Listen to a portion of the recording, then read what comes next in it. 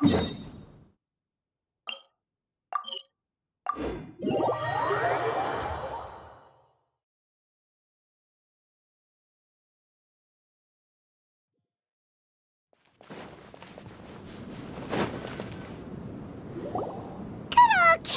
rebot! Now let Paimon think. What were we up to the first time we came here? Oh, Paimon remembers! Nahita's consciousness had been trapped by the doctor, but we followed the clues she left behind to help her. So much time has already passed since then, and it seems Sumeru's changing for the better now that Nahita's in charge, right? Paimon just hopes this peace will last a long time, and then Nahita won't have any more new problems to deal with. Yeah, guess you're right. We somehow always find ourselves right in the thick of it. Who knows what will happen next? Come to think of it, maybe it's all because of you. Maybe you're just a magnet for trouble.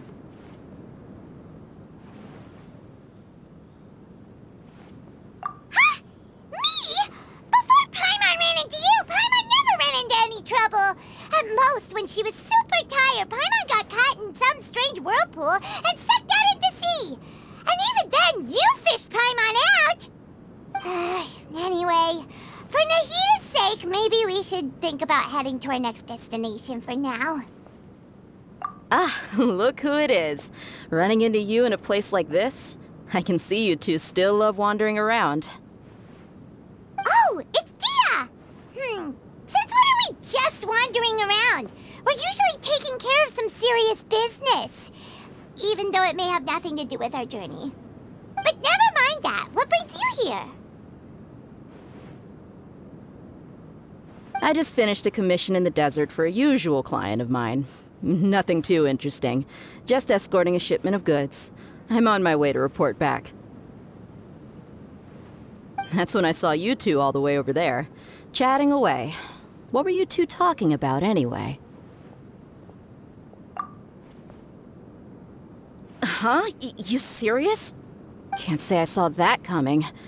But you are travelers after all. I guess you'd never stay for too long in one place. Bumping into you like this will become a rarity. I'm starting to feel sad just thinking about it. Hey, how about I gather a few mercs to escort you two? What do you say? Thanks, but no need. Oh, Paimon had no clue you'd miss us so much. But don't worry, we'll come back to see everyone when we get a chance. Sounds good. All you need to do to get to Fontaine is cross this stretch of desert and navigate some waterways. Knowing you two, I'm sure it won't be anything you can't handle. So, when are you leaving? Oh, wait a sec. Paimon just remembered there are still a few dishes in Sumeru that Paimon hasn't tried yet. Now, where's that list Paimon made?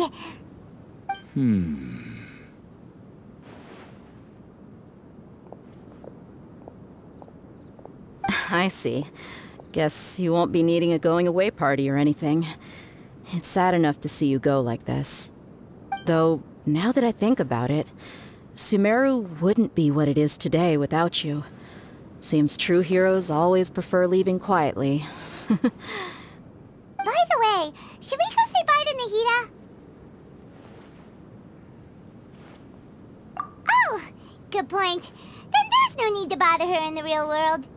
Then, I guess this is goodbye for now, Traveler and Paimon. Whether as a client or a friend, you're always welcome to come find me. Goodbye, Dia. Bye-bye, Sumeru.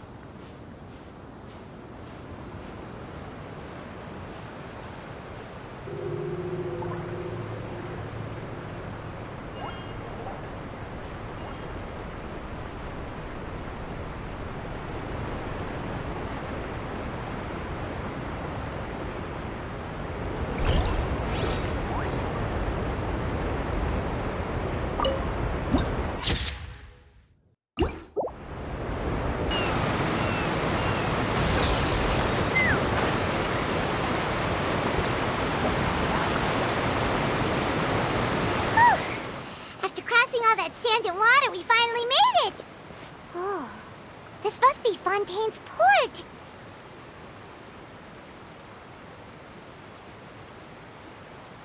Wow! Everything looks so advanced in Fontaine. Paimon's heard that the industry here is extremely developed, and there are all kinds of unusual machines.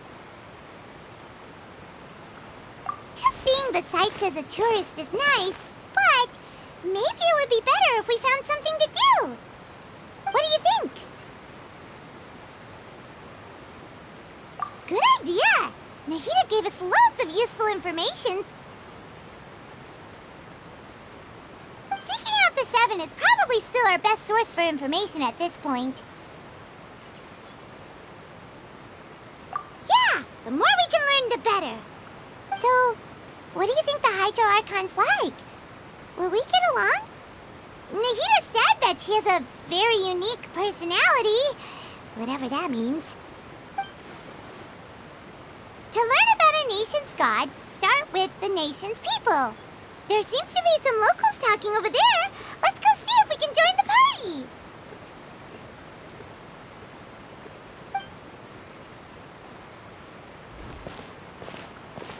party. If you ask me, it's a tragedy how things ended for him.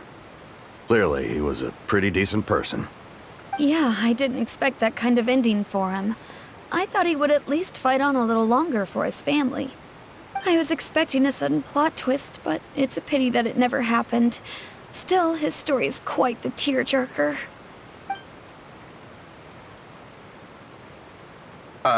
Excuse me. Can I help you two? I couldn't help but notice you standing here listening. Hi. We're travelers new to Fontaine, and we had something we wanted to ask, but you seemed to be really busy talking about some kind of play, so we didn't want to interrupt. Play? Oh, no.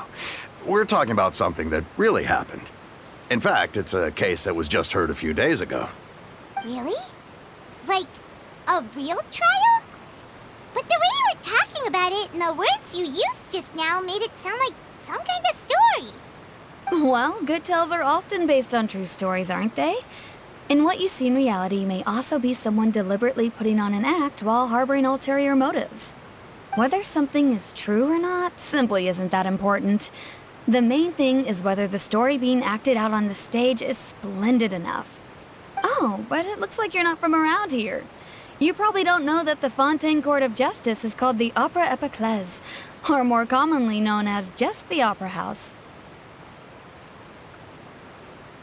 But, shouldn't court cases be treated a little more seriously than that? Not to question Fontaine's way of doing things. It's just that putting someone on trial is usually a very serious thing. No worries. Other visitors to Fontaine have wondered the same thing. You could say that we just don't want to waste the moving stories behind those cases. And as for your worries about whether the cases are treated with due reverence, we have the absolutely just and honorable Chief Justice Neuvillette, as well as the Oratrice Mécanique d'Analyse Cardinal, a machine created by the Archon. Between the machine and the Chief Justice, false charges and injustice are a thing of the past now. Oratrice? Is it some kind of machine, too? Oh, Paimon's curious. We should check it out if we get the chance. Wait, Paimon almost forgot to ask you our question. Do you know what we should do if we want to meet the Hydro Archon? Oh, that's easy. Just go to the Opera House. Lady Farina practically lives there. You could definitely say it's her biggest passion. I think what they mean is that they wish to speak with the Archon personally. In that case, I'm afraid it's going to be a tad more difficult. You'll have to make an appointment well in advance, and it'll depend on whether or not she has any time slots available. Huh. Is the Hydro Archon super busy taking care of official stuff? Wait, didn't you say that she's always at the Opera House? No. Lady Farina seldom takes an interest with the nation's affairs. The reason it's difficult to make an appointment is simply because she's incredibly popular. That's right. After all, she is the Archon. Though she may tend to get a little dramatic from time to time, people can't get enough of her. Huh. First time Paimon's ever heard of an Archon being described that way before. Wait! Paimon gets now! The Hydro Archon is kinda like a big celebrity here, right? Yeah, I suppose you could say that. Perhaps you could even say our mascot. Hang on. This is still Fontaine's Archon you're talking about. You should show some more respect. Yes, you're right. I guess I should at least try to be a little more respectful in front of visitors. Otherwise, I might get arrested and find myself face to face with Monsieur Neuvillette. Come on. Sure, there's a lot of laws here, but nobody's going to be arrested for saying something disrespectful about the Hydro Archon. Alright, I think we get it. Thank you!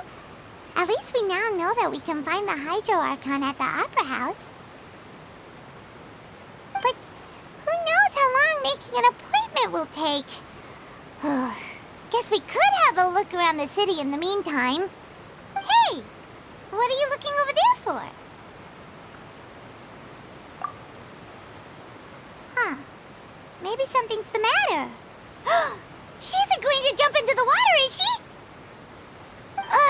Maybe we better go check on her.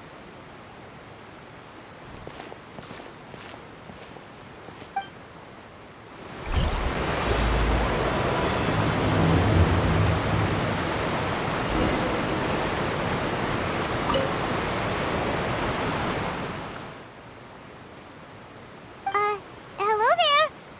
Excuse me. Are you alright? Huh? I'm fine. Thanks. Oh, okay then. We just noticed that you seem to be worried about something. About many things, actually. But there's nothing I can do but just keep my troubles to myself. I was just reminiscing about a place my brother and I would play when we were kids. It was just atop that hill over there. See? You're pointing at the sea. Wait, are you saying that you and your brother lived in the water? No people call the waters around Fontaine a sea. It's actually just an inland lake that's filled with fresh water. And though I can still see that hill clearly in my memories, now it's been completely submerged. He would skip and jump, tossing sand in the wind. The sun shone brightly, and the air was filled with the scent of the sea. But now, the water is gradually swallowing our memories. It won't be long before it swallows us. Sorry. Paimon doesn't really get what you mean. I don't believe we've had the pleasure of meeting. Are you Lynette's new friends? Oh, and you are? Thanks for looking after my sister. She often comes here to reminisce about our childhood, that's all. There's no need for any concern. Allow me to introduce myself. I'm Linny, and this is my sister Lynette. If I had to guess, I'd say you must be travelers from abroad. Nice to meet you. Paimon is Paimon, and this is the Traveler. We just arrived in Fontaine. We were just talking with your sister. Even though we didn't really get what she was saying. I see. It's unusual for Lynette to be so willing to talk with anyone. In fact, she seldom speaks at all. I'm usually the only one she ever talks to. Oh, really? Then you two are just like us. Paimon's always the one talking for some reason.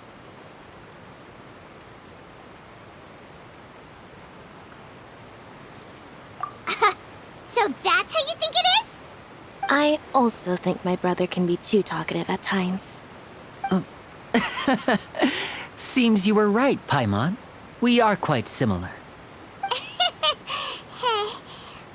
So, what did Lynette mean just now when she said that the water is engulfing your memories, and that it won't be long before it engulfs you too?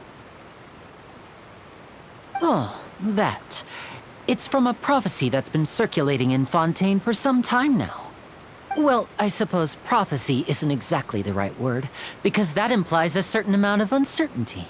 There's no doubt about what's happening in Fontaine now. Where to begin?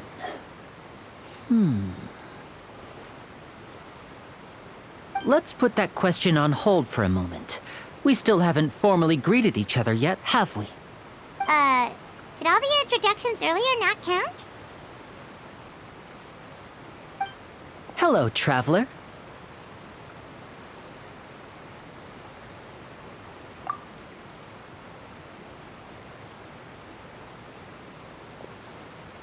And hello, Paimon. Hey! Why didn't Paimon get a handshake? You're not poking fun at Paimon, are you? Please, don't take offense. Just consider it a sort of etiquette we have here in Fontaine when making new friends. You should remember it. It might prove useful. Oh, all right then. Well, Paimon's just happy to have a local friend now. By the way, we were just getting ready to go to the Opera House to meet the Hydro Archon. Would you be able to show us the way? So you're going to see Lady Farina? No problem at all. In fact, I was planning to go to the Opera House later myself. I'll gladly take you once I finish things here. Please, follow me.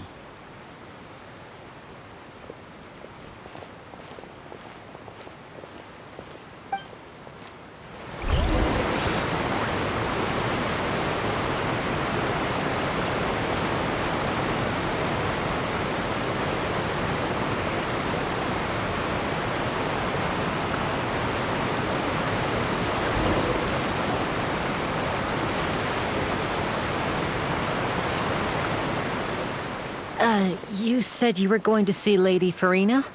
Well, it seems Lady Farina has come to see you.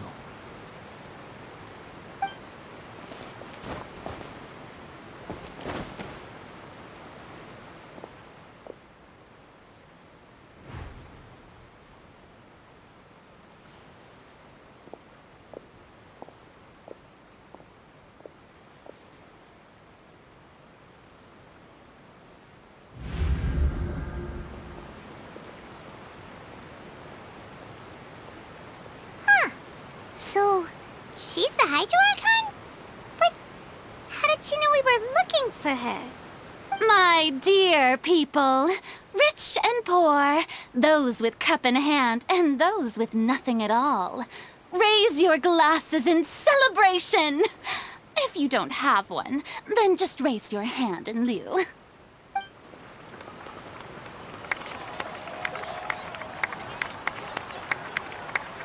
As you can all see, two unfamiliar travelers have arrived in our nation. Come, let us make a toast in honor of this traveler and his companion who have journeyed here from distant lands.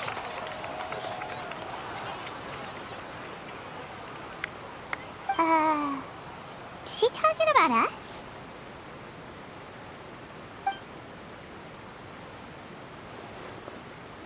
I've long heard of the turmoil and chaos you've left in your wake as you visited other nations. But I welcome you nevertheless. No, I have come to receive you personally. Fear is for insignificant cowards. I am a god, and I will never entertain the notion of such meaningless wariness. You can be rest assured. I see clearly your sincerity. Of course, seeking an audience with me is the most sensible thing to do. It will allow you to truly behold my power and witness my authority. Intelligent people always gather under the correct banner. I, Focalor, hereby welcome you to the nation of Hydro and acknowledge the value and significance of your trip. Now, you may rejoice in this. Yeah, Paimon still can't believe it. Feels like we've only been here for a few minutes. But the Hydro Archon's entrance was, how should Paimon describe it? A little over the top?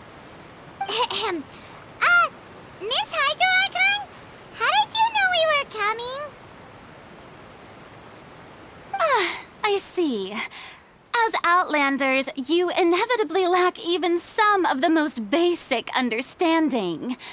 Don't forget that even the gods can be divided into the mediocre and the excellent. I suppose it's only natural for you to be awestruck by my abilities. You had best stop and consider. Do you really have the noble qualities and etiquette necessary to communicate with a god? All it takes is a flick of my finger for me to know everything about you. Whoa.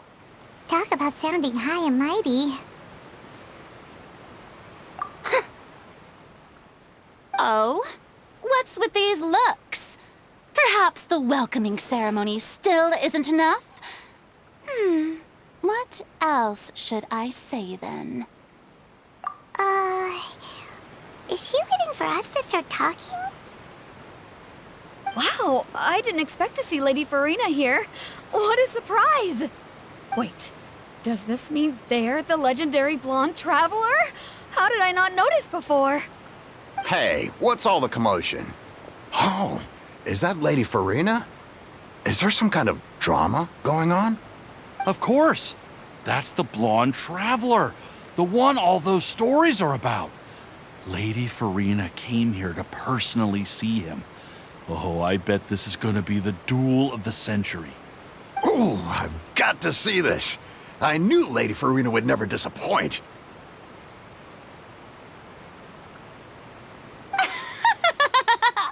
Yes, but don't get too excited now.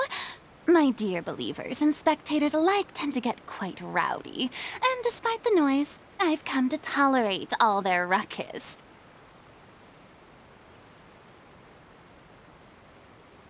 You may consider this my reward to all of you.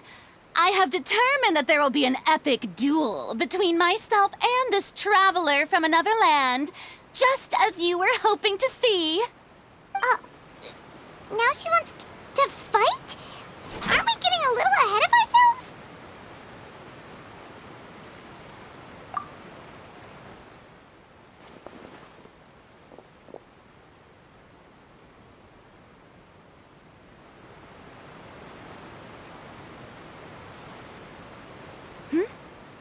Are you not afraid? Might I remind you that this is a duel against the divine?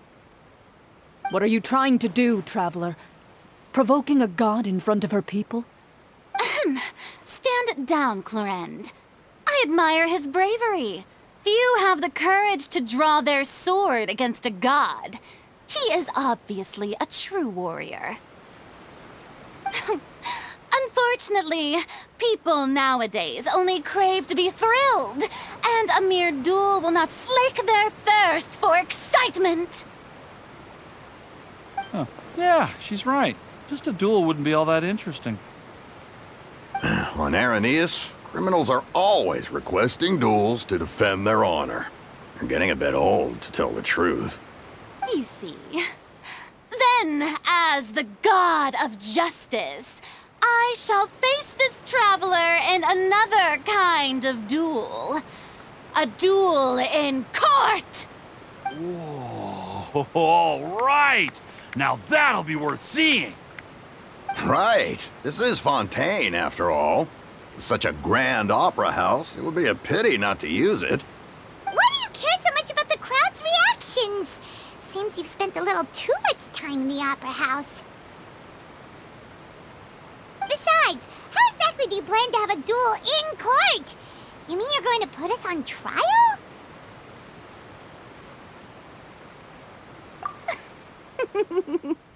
Oh, we have reason to put you on trial. It's obvious, isn't it? According to Fontaine law, no one is permitted to release any flying objects within Fontaine city limits during the first 3 days of each month. You are clearly guilty of violating this law, no? Oh, so that's what they've done wrong. That's our Lady Farina. No one knows the laws of Fontaine like she does. You call that obvious? What kind of law is that? Wait, flying object? You mean Paimon? Precisely! Now, if you two have no objections, then in the name of the Hydro Archon, I order your arrest. My apologies, Lady Farina. I don't mean to spoil the fun. But if you would allow me to interject, I don't think that Paimon here meets the definition of a flying object. You tell her, Linny! Finally someone who's not crazy. How could anyone call Paimon a flying object? Ah, great magician Linny, my beloved citizen. I'll permit you to object, but how exactly do you plan to prove your claim? As a magician who just rained on your parade, I naturally should shoulder the responsibility of saving the show. So, with such an audience gathered here, allow me to perform a trick for everyone.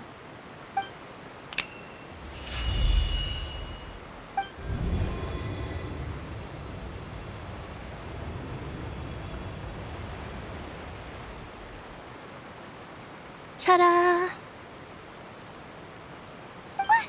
What's that on Paimon's back? Hey, when did Linny do that?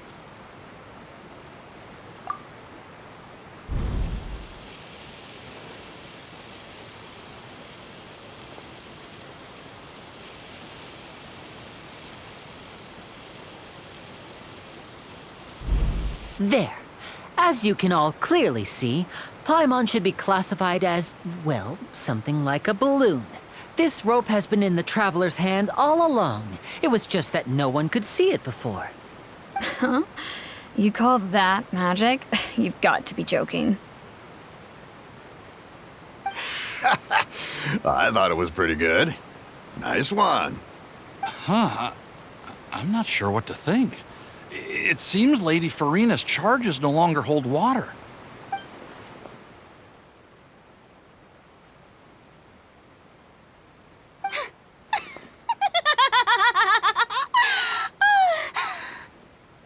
Amusing. Very amusing, Linny. Just the sort of unexpected twist that I enjoy. With you here, today's performance can finally be called complete. Performance? You see all this as a performance? In which case, consider the matter of your trial resolved. The god of justice will not bring charges against an innocent person. But when there are valid grounds, I will not only judge travelers from abroad, but even the gods of other lands. I look forward to seeing your upcoming performance at the Opera House, Mr. Linny and Miss Lynette. That's enough for now. Toodaloo!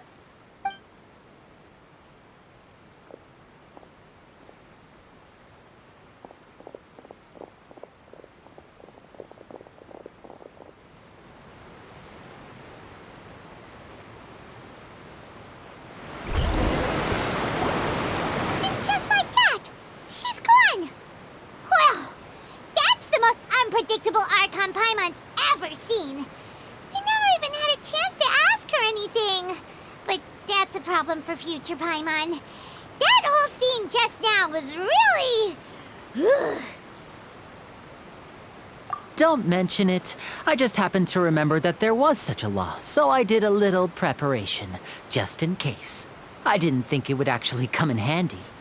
So, now do you see what kind of god Lady Farina is? She can be a bit confusing at times, but she is still amenable to reason.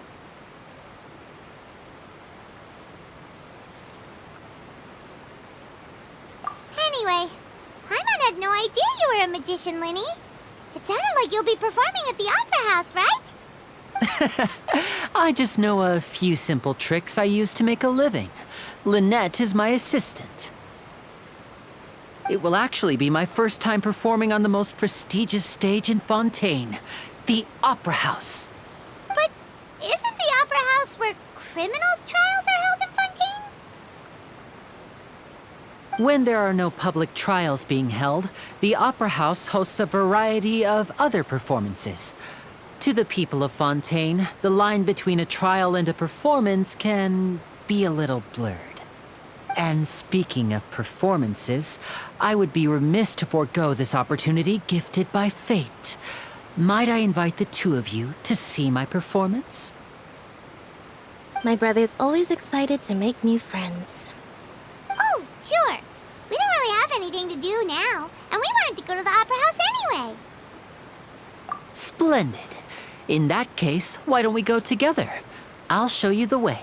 I just have something to take care of first. Oh, you really mean it? Then I'll take you up on your offer. This is a magical item known as a magic pocket. Perhaps you can help me distribute them to the people here. Huh? What are they going to use it for? About that... You asked me before about the prophecy, right? Let me start by telling you a little more about what it entails. I'm not sure exactly when it began, but a prophecy has been circulating around Fontaine. It says that every person in Fontaine is born with sin. No matter how the nation of justice holds trial after trial, this sin cannot be absolved. Until one day, the water levels in Fontaine will rise, and the sinful people will slowly be drowned.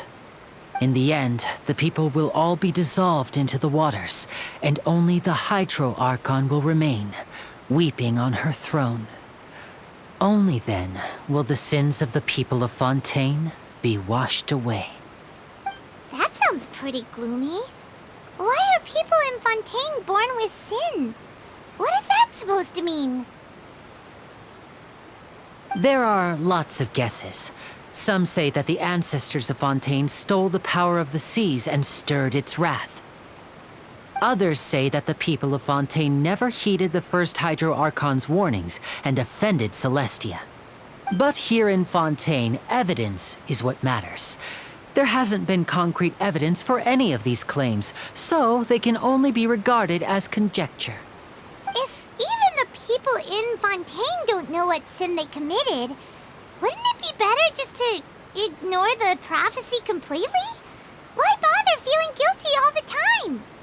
That's exactly what the people did at first. But in the last few years, the water levels in Fontaine have actually started rising.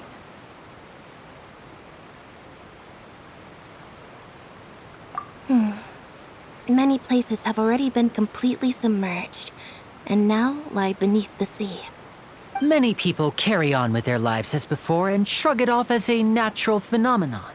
But my family and I think that the people of Fontaine shouldn't ignore the possibility, which would end up sentencing them to death. We hope that at least the people who reside near the waterfront can move away before it's too late. So, we've started distributing magic pockets to them. As a magical item, these magic pockets have astonishing capacity. I'm sure they will come in handy when people are moving their belongings. Oh, Paimon gets it! It's like preparing for a rainy day! But this is more than a bit of rain.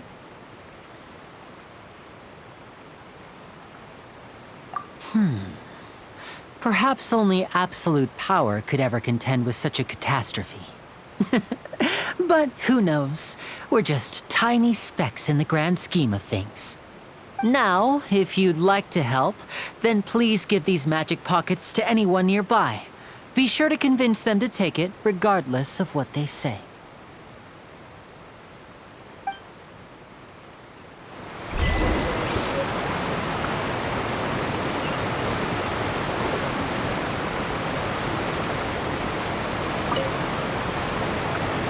So you're the blonde traveler that everyone's been talking about.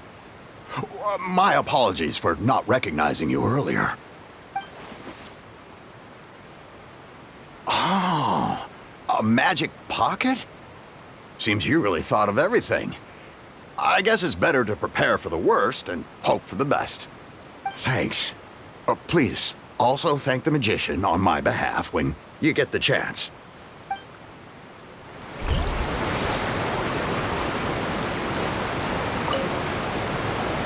What's this? So you also believe in the prophecy. Keep it. I won't have any use for it. What?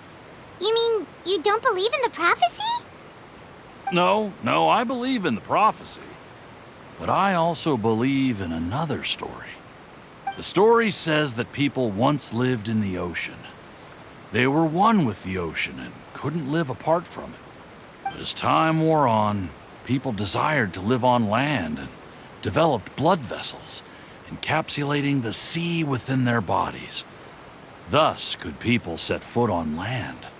So, if you ask me, when the water rises and takes us all, it'll be like we're going home. Oh, we hadn't heard that one before. But people can't live underwater. They'll die. You should probably still take it. All right, I'll take it. I guess I just feel that being dissolved into the water doesn't necessarily mean death.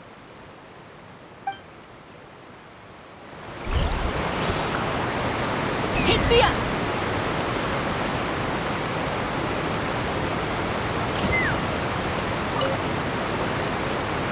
Huh?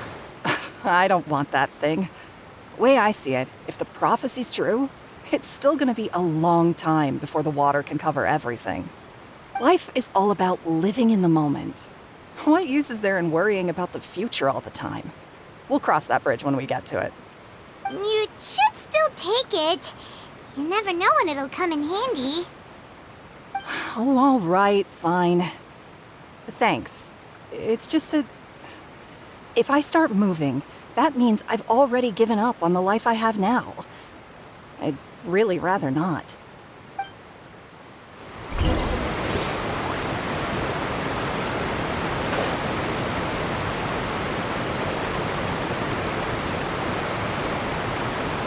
Oh? You already handed out all of the magic pockets? That was fast. So, what did people have to say? I bet you heard some, interesting opinions. Yes, but that will change once disaster strikes. I know they'll change their minds, so it's only right to help them prepare. Is there anything else you need to do before we leave? Yes, one last thing. I have the magic pockets made by a workshop in the court of Fontaine. Since we're out and about, I was thinking about bringing him some more materials. So, you want to collect materials? Just tell us what the materials look like and we'll help. Many hands make light work. Oh, that would be much appreciated. We'll need some Romaritime flowers. I remember seeing them near the waterfront on the east side of the harbor.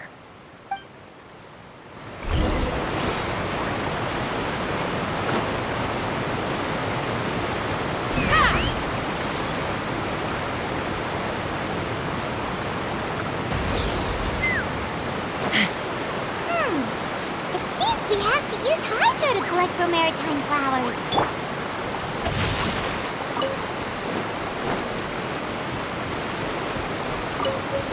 Body and mind.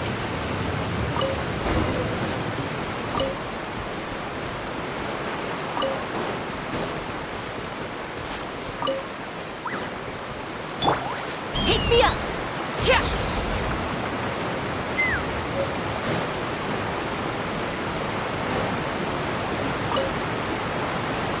You made quick work of that. I can tell you're an experienced traveler. I've also finished collecting a few here. Maybe next time you'll feel like helping too, Lynette. No way. I'm in power-saving mode today. Otherwise, I fear I may not have any energy left for the performance at the Opera House. Fine. Though the performance is still a long way off. Now that we're finished here, we should get ready to head back to the Court of Fontaine. So, we're going to the Court of Fontaine before we head to the Opera House? Good. Paimon wants a tour of Fontaine's largest city and try...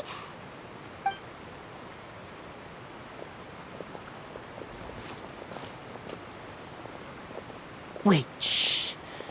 Have you noticed that person over there? The young girl. Huh? What's wrong with her? Paimon didn't notice anything. She's obviously a thief. Magicians and thieves practice similar methods. We divert attention, and a distracted audience is one that won't discover what you're really doing. Watch her movements carefully.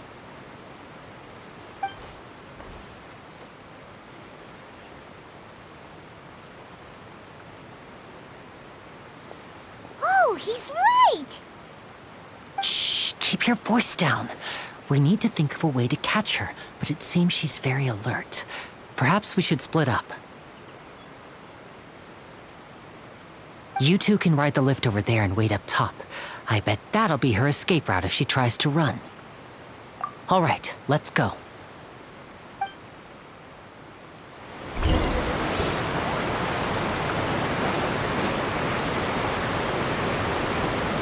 Let's run!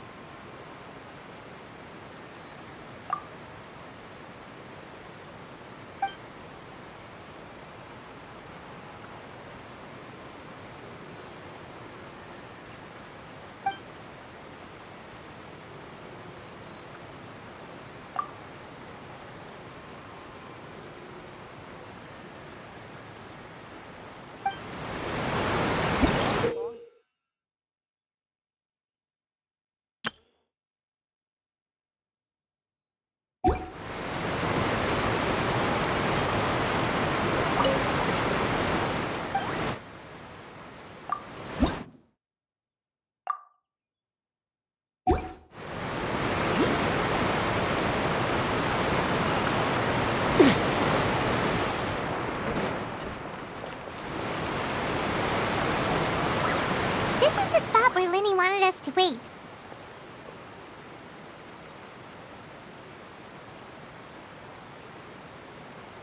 Oh, look!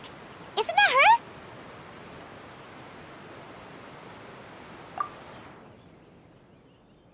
Oh no! Did she notice us? She started running the other direction! What should we do? Should we chase her?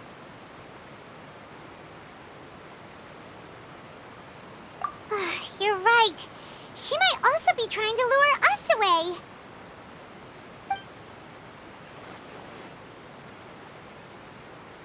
Nothing's happened for a while now. Paimon wonders if Linny caught the thief. Yeah, let's go.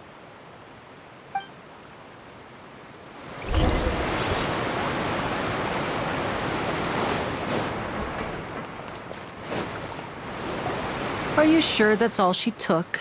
You should check to make sure you're not missing anything else. No, that was all.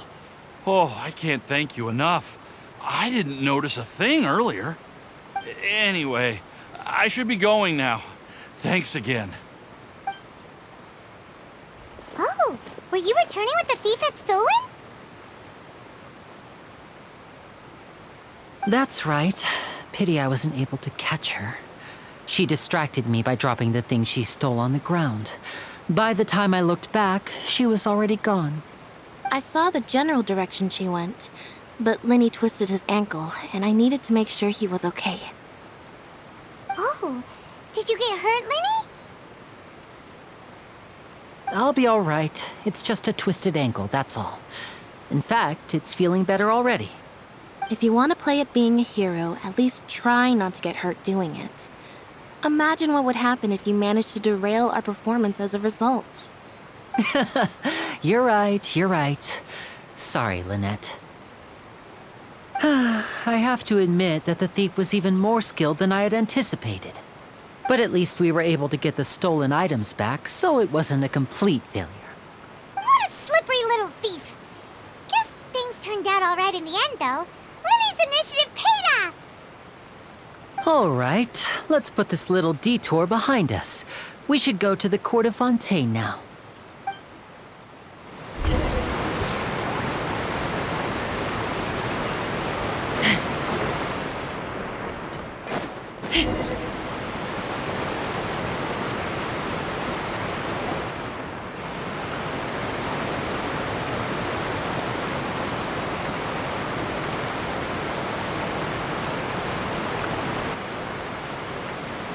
So, we ride this thing to go into the city? What an ingenious way to get around. People in Fontaine really know how to use water. This is an aquabus. It allows people to travel between several key locations around Fontaine. It's pretty convenient, but the ride can become a little dull after a while. The scenery is always the same. That's why it's better to travel with friends.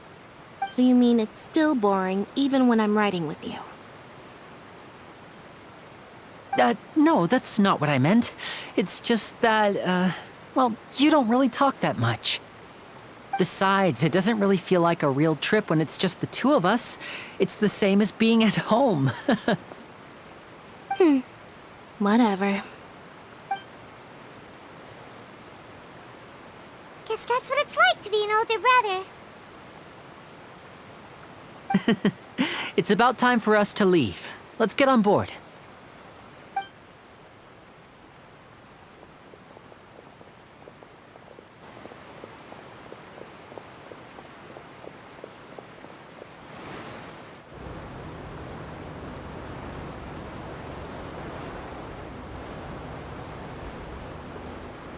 Oh, excuse me.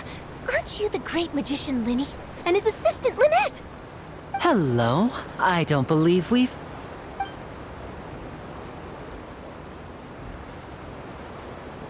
I'm Charlotte, a reporter for the Steambird. Nice to meet you. From the Steambird, huh?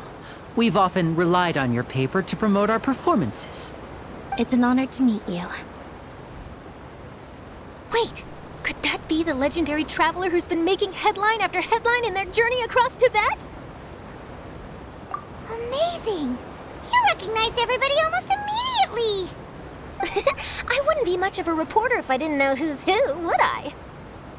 Wow, today must be my day! Who knew I would end up on the same boat as so many VIPs? Could my vision finally be showing me some favor? So, Charlotte, what do you usually report on? Well, when there isn't any breaking news, I mainly cover the trials at the Opera House. You could still manage to keep readers' attention as long as you tell things from a clever enough angle, even if it's the same old topics. For example, reporting on how a scammer once deceived vulnerable girls into relationships, or how a financial criminal was once so poor that they ate a single piece of bread for 5 days.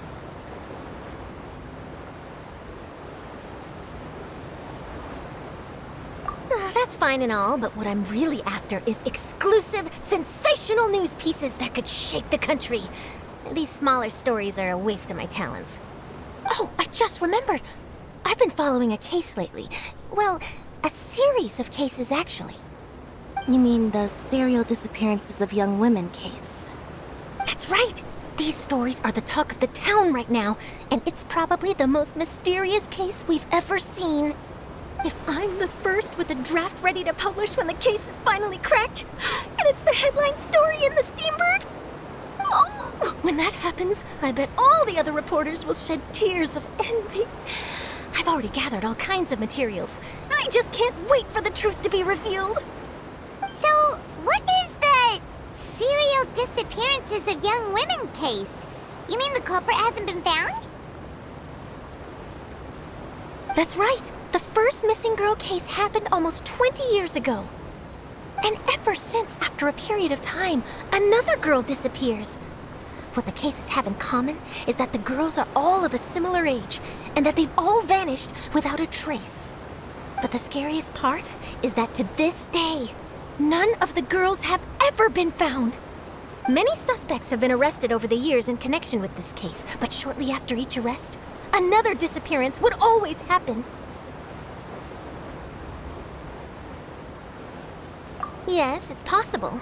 But either way, I believe that every case has some precise truth behind it, waiting to be exposed. Yes, I agree. And at the very least, the family of those missing girls deserves some sort of explanation. I just imagined for a second what I would do if Lynette were to suddenly disappear. I'd pay any price to get her back, and then find a way to track down the culprit. Please don't imagine that, Lenny.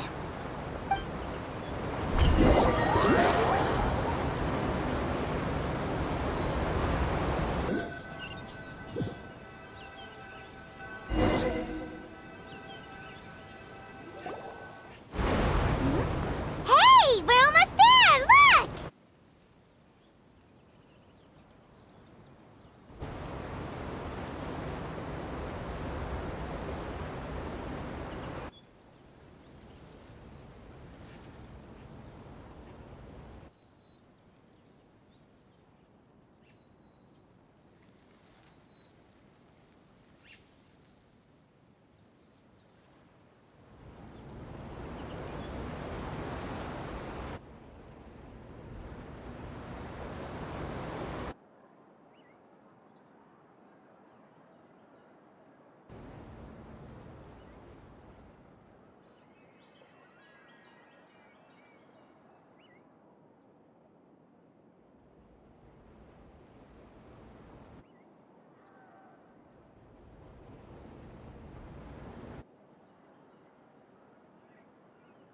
Well, I really enjoyed chatting with you. Life should be full of pleasant little surprises like this.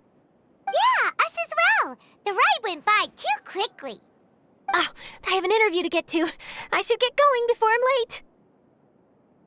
Okay, Paimon hopes we can chat again soon, Charlotte. See ya! Bye now. Oh, be sure to stop by and see me at the Steambird when you have time. What a tough job. Always running around and interviewing everyone. Well, where should we go now? If you don't mind, how about we stop by my home first? Besides, I still have all the materials we collected. Sure, we wouldn't mind at all. This city is so huge, Paimon wouldn't know where to start anyway.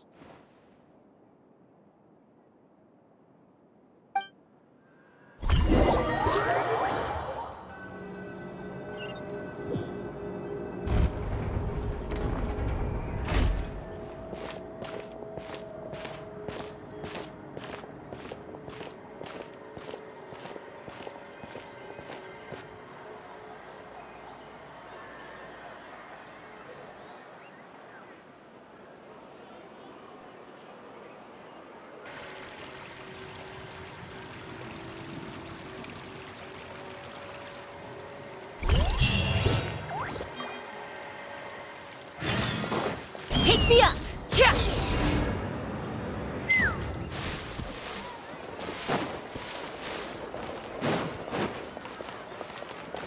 Let's fly! This is our current abode. Ah, Fremine, you're home. Where did everyone else go? I have some new friends that I would like to introduce. Oh, they all just went out a moment ago.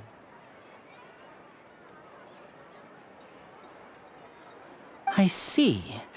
Everyone is getting busier now that Father will be returning soon. I suppose that can't be helped. Allow me to introduce you to my little brother, Fremine. He is a phenomenal diver. Hello. Nice to meet you. Paimon is Paimon, and this is the Traveler. Oh, you sound very proud to have a diver as a brother, Linny.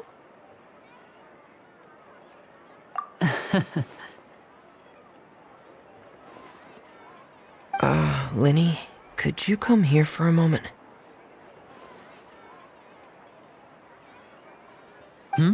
What is it, Fremine?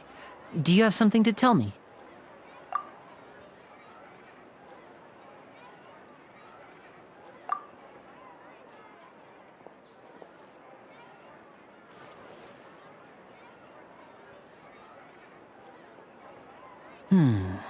Okay, I see. Is everything all right? Oh, it's nothing. We were just discussing a little housework. Sorry for the interruption. Oh, before I forget, the Traveler and I collected more materials to make magic pockets. Were you able to get any, Fremine? Yes, I went diving and gathered lots of materials. I was about to give them to you. That's our Fremine, always quick with the underwater work. All right, I'll take these to the workshop.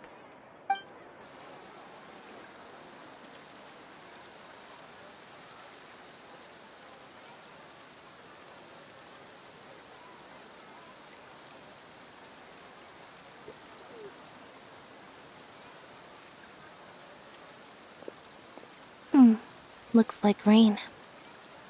Oh, you're right. But wasn't it clear and sunny just a moment ago? Fontaine's weather sure is weird.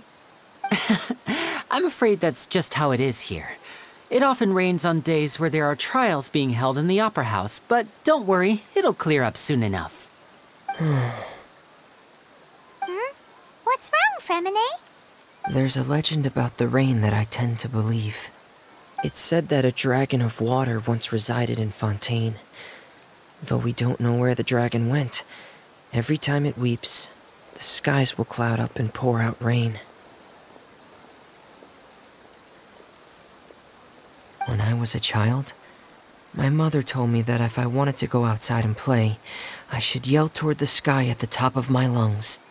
Hydro Dragon! Hydro Dragon! Don't cry! If it's an elemental dragon, then having the power to make it rain wouldn't be very unusual. Let Paimon try something. Hydro Dragon, don't cry!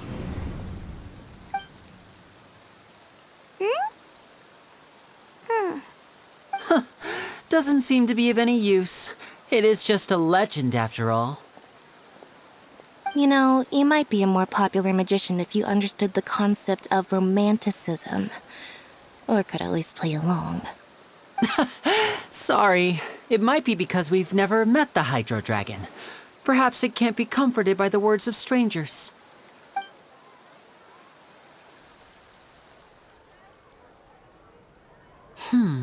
It rained for longer than I suspected. Oh, it's already getting late. Was there something you needed to do, Linny? Yeah, some preparations for the show at the Opera House. I need to find a way to catch the last aqua bus of the day. On the day of the performance, just ride the aqua bus to the island of Araneus. I'll have Lynette meet you at the fountain in front of the Opera House. Oh, are you leaving now? What is it, Fremine? I'm in a hurry. Oh, I get it. You feel nervous delivering the materials for the magic pockets, is that it? Perhaps we could trouble the Traveler to help us take these materials to the Beaumont workshop and deliver them to the owner there? I'm afraid that Fremine can be quite introverted, and the boss there tends to be pretty talkative. Fremine has always been a little afraid of her. No trouble at all. Don't worry, we're on the case. Sorry for the inconvenience. I'm quite useless when it comes to such tasks. I'll think of a way to make it up to you. Oh, no need. This will be a walk in the park for us.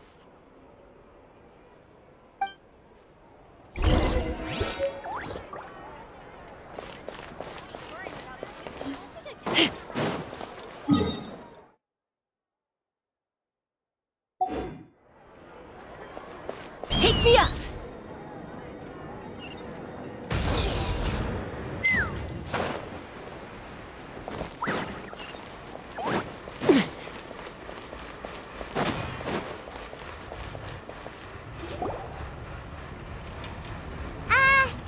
Hello?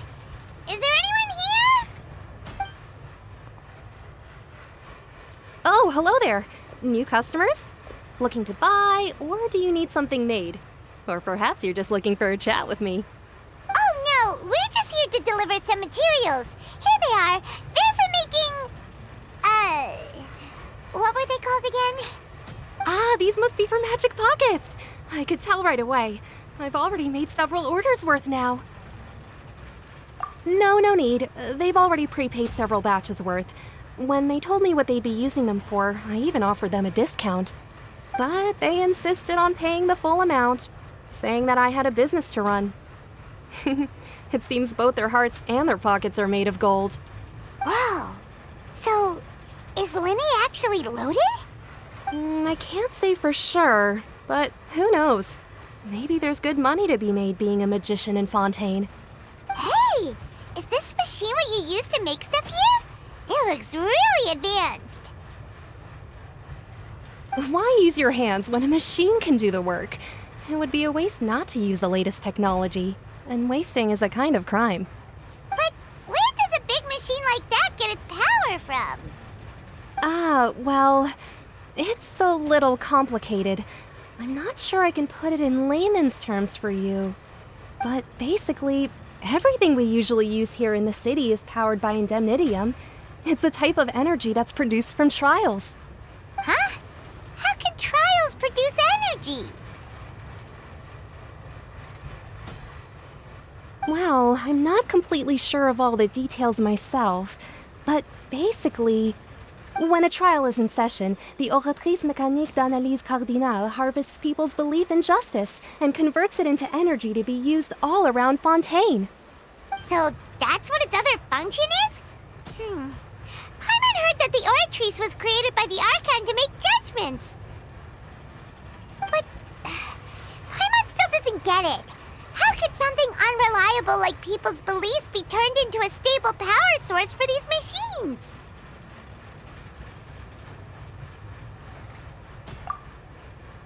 Oh, yeah! So that means the Hydro Archon relies on the machine to take the energy created by belief and turn it into power for all of Fontaine, right? Even though I've never heard anyone really put it that way before, it sounds like it makes sense. Besides indemnitium, we have another type of energy called pneumosia. It isn't produced by the power of the Archon, but it is unstable by nature. Even now, it still cannot be widely used by civilians. I thought I'd find you hard at work, but here you are chatting the day away. Since you're already talking, I'm sure you wouldn't mind a few words with me. You again? Didn't I already promise you that I'd have the more I owe to Confrérie of Cabriere by next month? Why are you hounding me now? Yeah, but how do we know that you won't go running off by the end of this month? I want 50% today. Wait, no, 70%. Huh? You... Seems business isn't so great for the workshop. We've already finished our job and delivered the materials. Maybe now's a good time to leave? Hey, hold on. Before you go around trying to collect payments, why don't you settle your own debts first? If Confrérie of Cabriere wants to poach clients from Northland Bank, that's fine.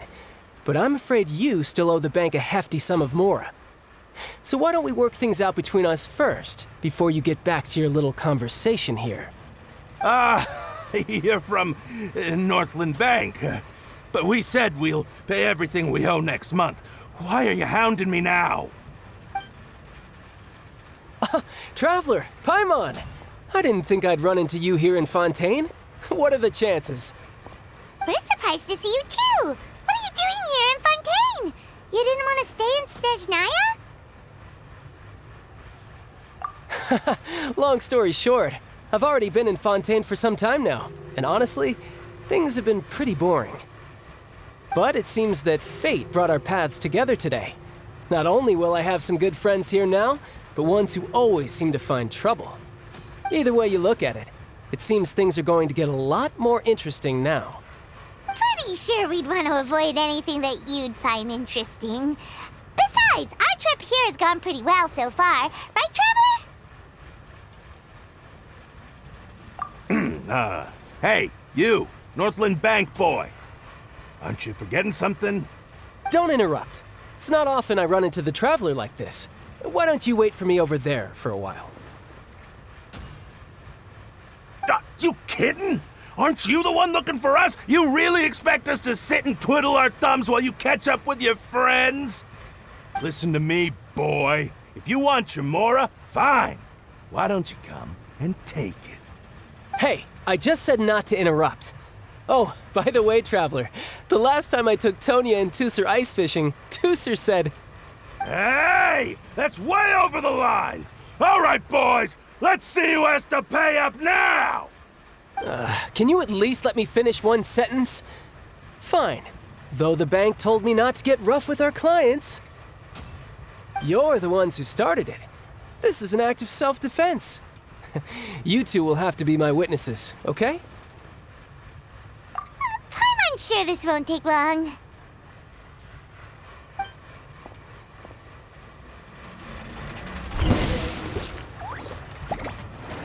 Riptide! You're mine! Yeah!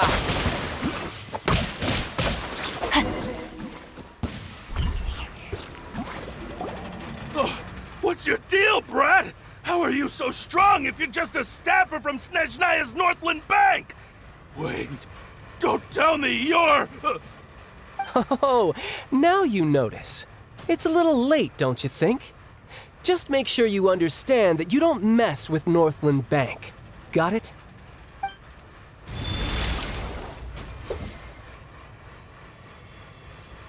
Huh?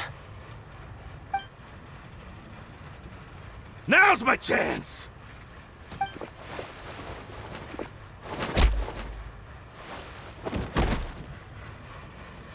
Huh.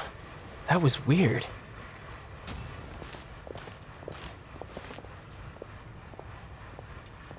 I'm not sure. It's as if I suddenly lost control of my hydro powers when I needed them. Maybe there's something wrong with my vision? Strange. How could that happen? First time Paimon's ever heard of someone losing control of their vision. Never mind. It doesn't matter. If I want to stay sharp, I shouldn't be relying too much on my vision anyway. Besides, I always have my delusion in case I need it.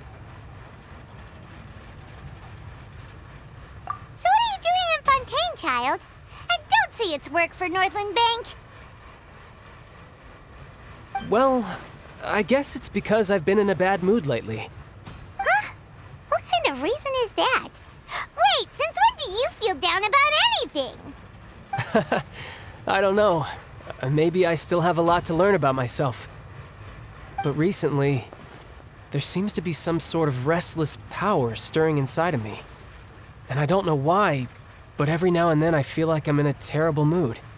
Maybe you losing control of your vision just now is connected with that power you're feeling inside. That is a possibility.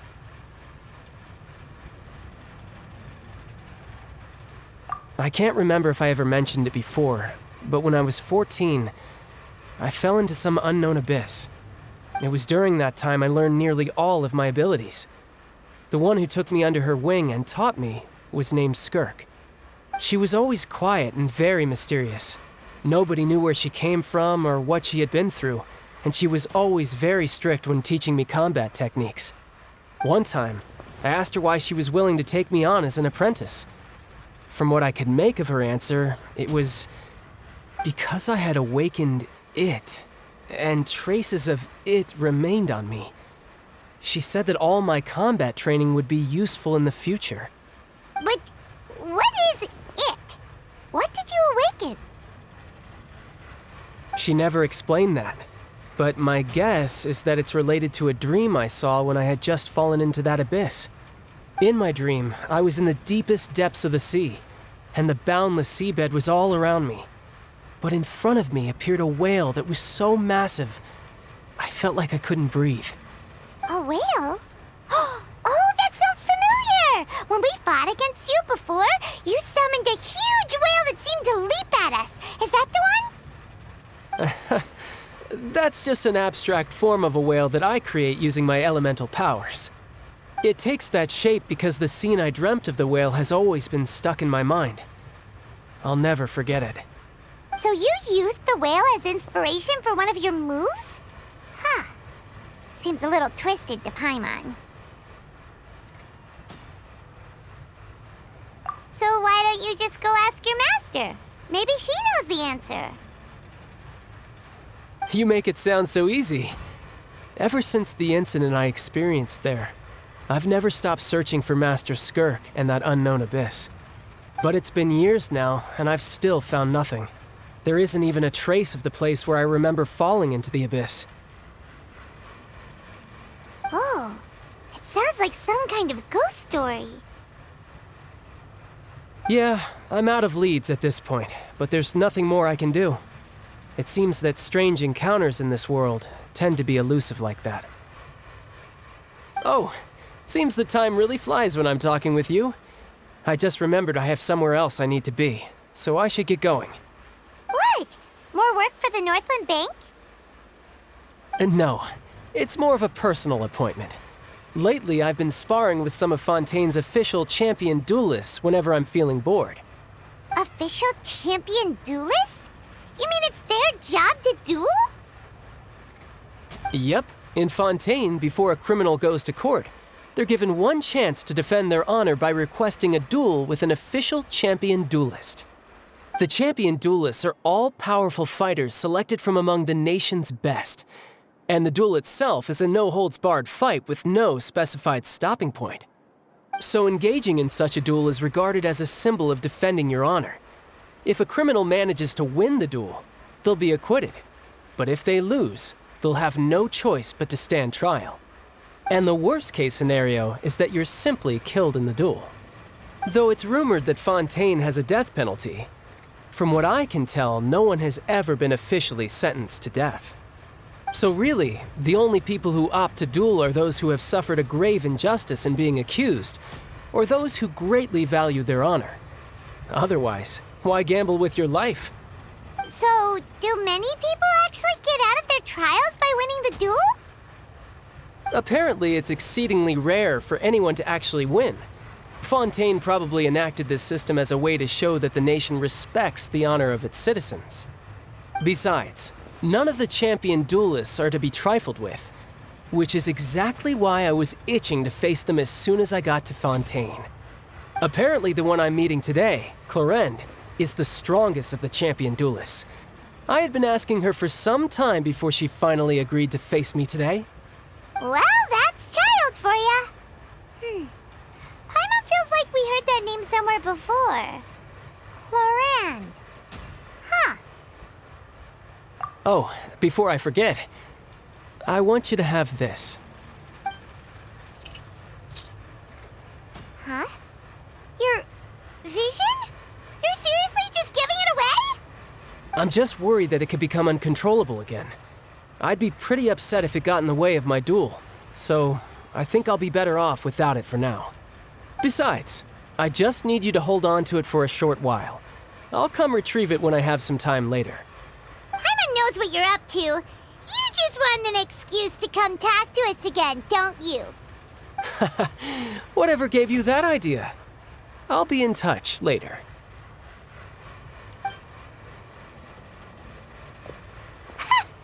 That sneaky guy. He said he's been feeling down lately, but he seemed the same as ever to Paimon.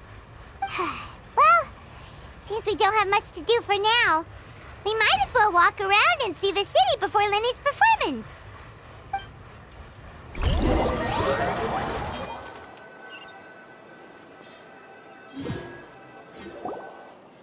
Wow!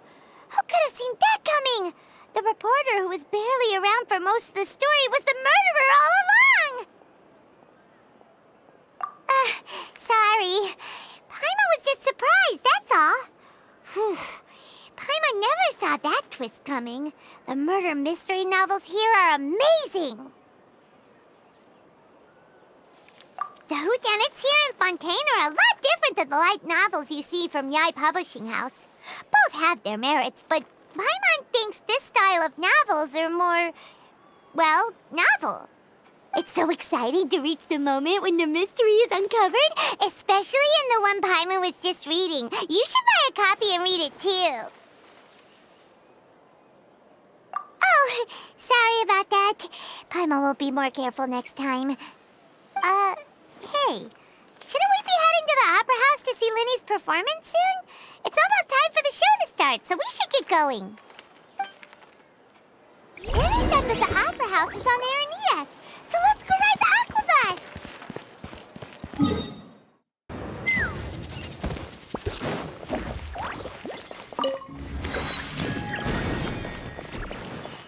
Take me up!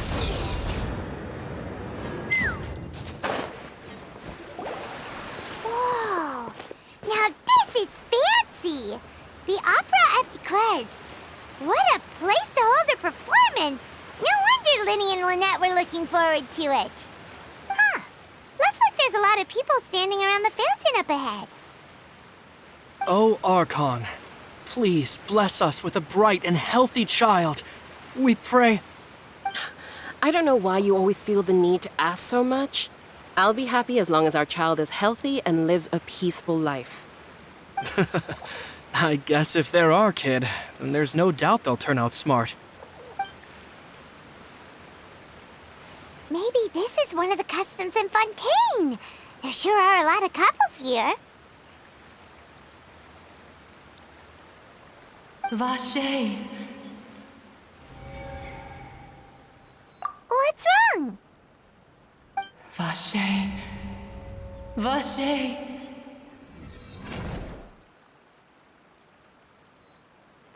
No, Paimon didn't say anything. Are you hearing things? Welcome to the Fountain of Lucine. All the water flowing through Fontaine converges here. It's customary for newlyweds to come here and wish for children. Ah! Lynette! You scared Paimon! When did you get here? Lenny asked me to wait here for you, remember?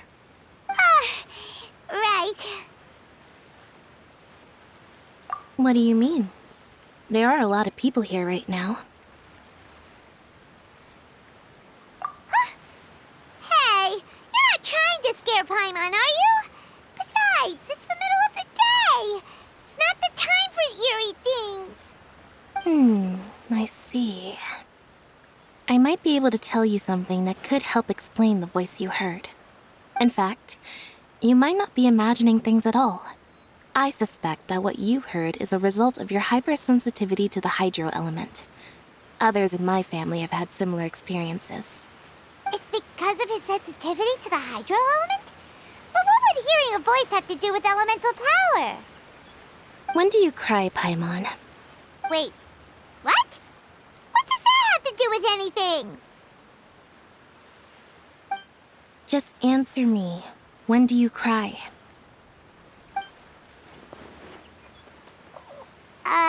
When Paimon's really sad? Oh, and when Paimon's super happy. Oh, and also when Paimon's really, really scared. Then you should understand that tears contain your most intense emotions. Like I just mentioned, the Fountain of Lucine is where all the flowing water in Fontaine converges. Even the tears that fall to the ground will eventually gather here. So maybe what you heard was the intense emotion coming from someone's tears.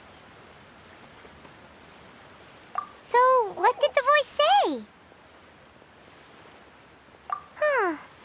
If you were hearing their emotions, then Paimon wonders what happened to them. Rather than worrying about them, we should worry about my brother first. Don't let that calm look of his fool you. He tends to get pretty nervous just before a performance. So chatting with Linny might help him relax a little before he goes on stage. Oh, right. That makes sense. Let's go in and see Linny.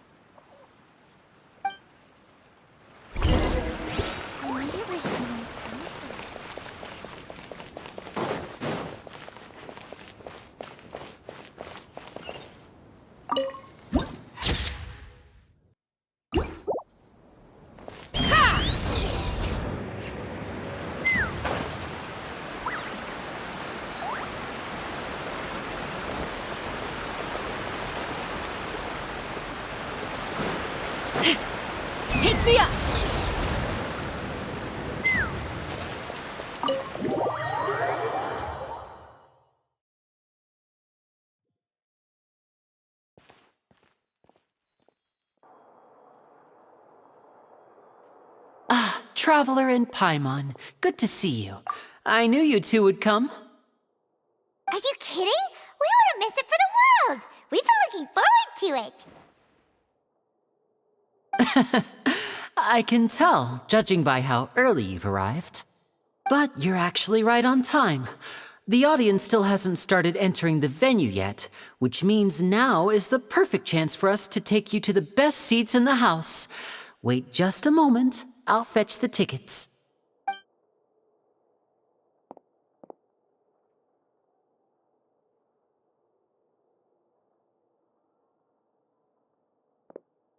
The Opera House has assigned seating, so you always have to make reservations.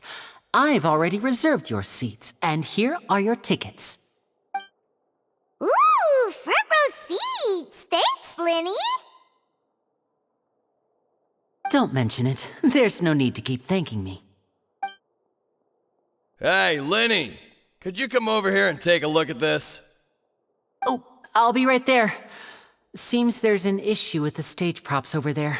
That's Cal, my assistant, calling me. I'll go lend him a hand. Yeah, we'll just go to our seats. You go ahead, Linny.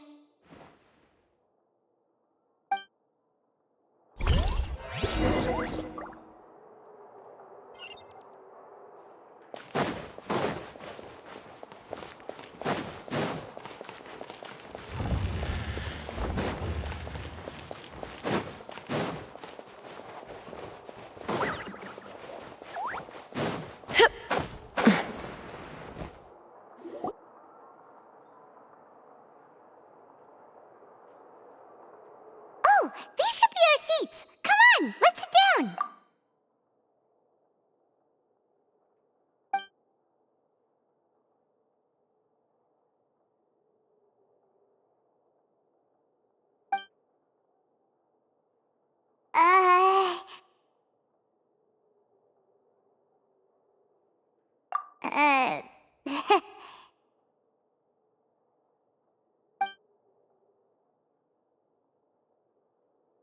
Hey, Traveler. Maybe we should strike up a conversation with the person next to us. Since we're sitting together and the rest of the place is practically empty still, it's kinda awkward if we don't say anything. Ah, you little... Of course you put this on Paimon. Excuse me, I did not realize you felt awkward. I am terribly sorry. I would be perfectly happy to chat with you if that is what you would like. So you heard all of that, did ya? Boy, you sure have good ears. Paimon thought she was keeping her voice down. Wait, that's not it. Sorry. Paimon's the one who was being rude, talking under her breath like that. So let's talk, but, what should we talk about? Oh, Paimon's got it. You're also here early and sitting in the front. Are you a friend of Linny's too? A friend, you say? Well, if Mr. Linny would like to be my friend, I would be more than happy to reciprocate. Oh, so you're not friends with Linny then? Oh, this is getting more awkward by the second. Paimon nearly forgot to make her introduction. Nice to meet you. Paimon is Paimon, and this is the Traveler. We just arrived in Fontaine. It is an honor to meet you two. I have heard of your deeds across Tevat. And as required by proper etiquette, I will also introduce myself. I am... Oh, Monsieur Noirceur. What an honor it is to have you here to see my show. Ah, Mr. Linny. I should say it is in fact an honor for me to see your performance in person. Wait, Noirceur? Could he be... I saw you all chatting just now, but it seems you still don't know who Monsieur Noirceur is. Allow me to introduce you to Fontaine's Chief Justice. That seat is always reserved for him. It wouldn't be too much to say that he's the symbol of justice and honesty here in Fontaine. Ooh, sorry for being so rude just now. Paimon had no idea you were such an important person. No offense taken. Being Chief Justice is merely what I do for work. Nearly every person has their usual reserved seat, so I'm not so special, really. And by the way, I should probably let you know, even though I would prefer not to. There's someone sitting up there in the VIP seats that has been striking a pose for quite a while now. I believe she is trying to give you a most elegant and impressive first impression. So I think you should take notice of her sooner rather than later, otherwise she may become flustered.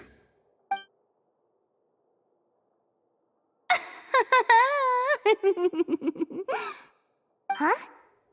Oh, it's Farina, the Hydro Archon. Huh.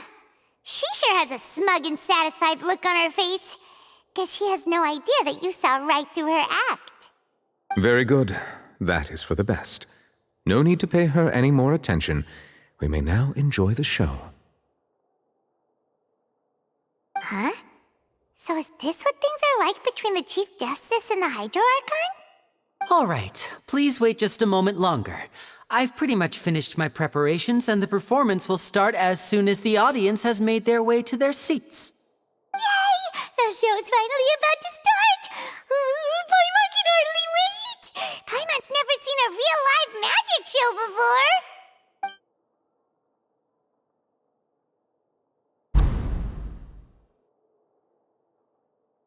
Oh! They're dimming the lights! The show must be starting!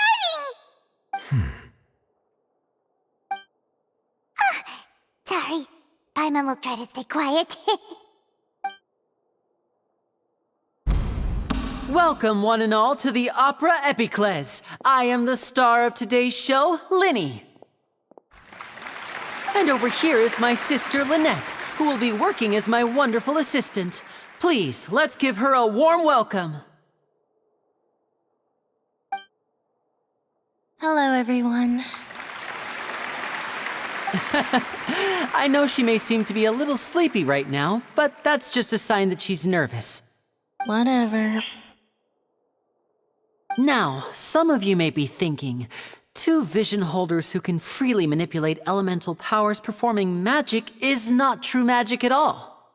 So, I would like to take a moment to assure you that elemental powers will have nothing to do with what you will witness on the stage today.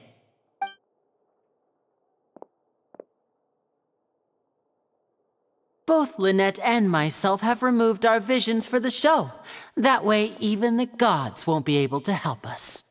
Oh, good point. That's what makes the show real magic. Now, without further ado, let the show begin. Lynette will now exit the stage to make some preparations. I know you might miss her, but don't worry. She'll be coming right back on stage momentarily. Perhaps in an unexpected way. I'm sure she'll be stealing the spotlight soon enough. Oh, and before I forget, there's one more thing I should say. You never know what can happen in the blink of an eye. A magician's greatest skill is making things disappear or appear. The possibilities are endless.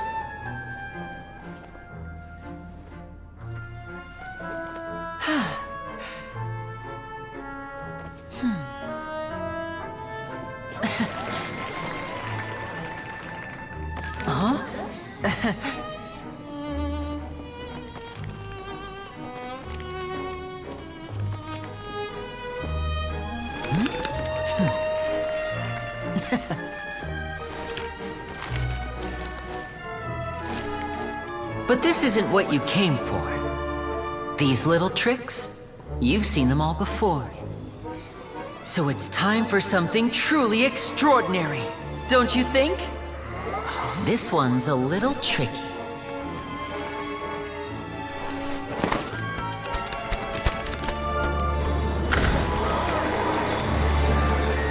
Using this water tank, I shall make my sister vanish completely, right before your very eyes.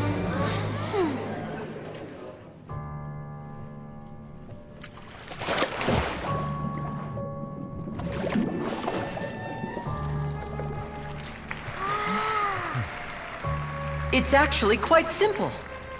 She'll just turn into air bubbles and float right out of the top.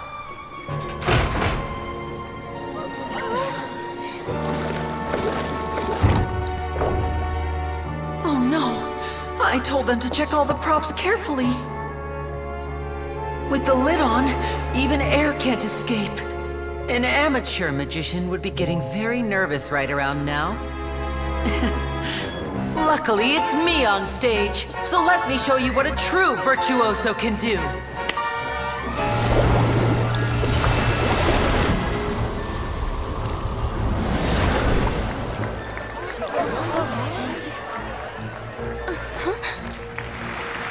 Lynette, are you still there? Don't go too far. We don't want to use up all our magic. Hi, I'm back. Uh-huh.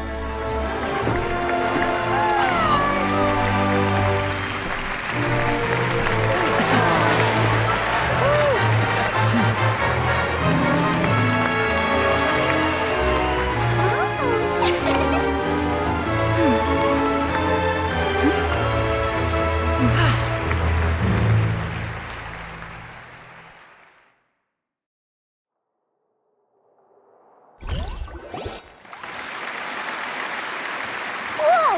What in the world just happened? How did he do that? Paimon didn't see him do anything! Wasn't Lynette inside the water tank? How did she disappear and then reappear out of nowhere? If we could see easily through his tricks, then that would mean that his skills are still lacking.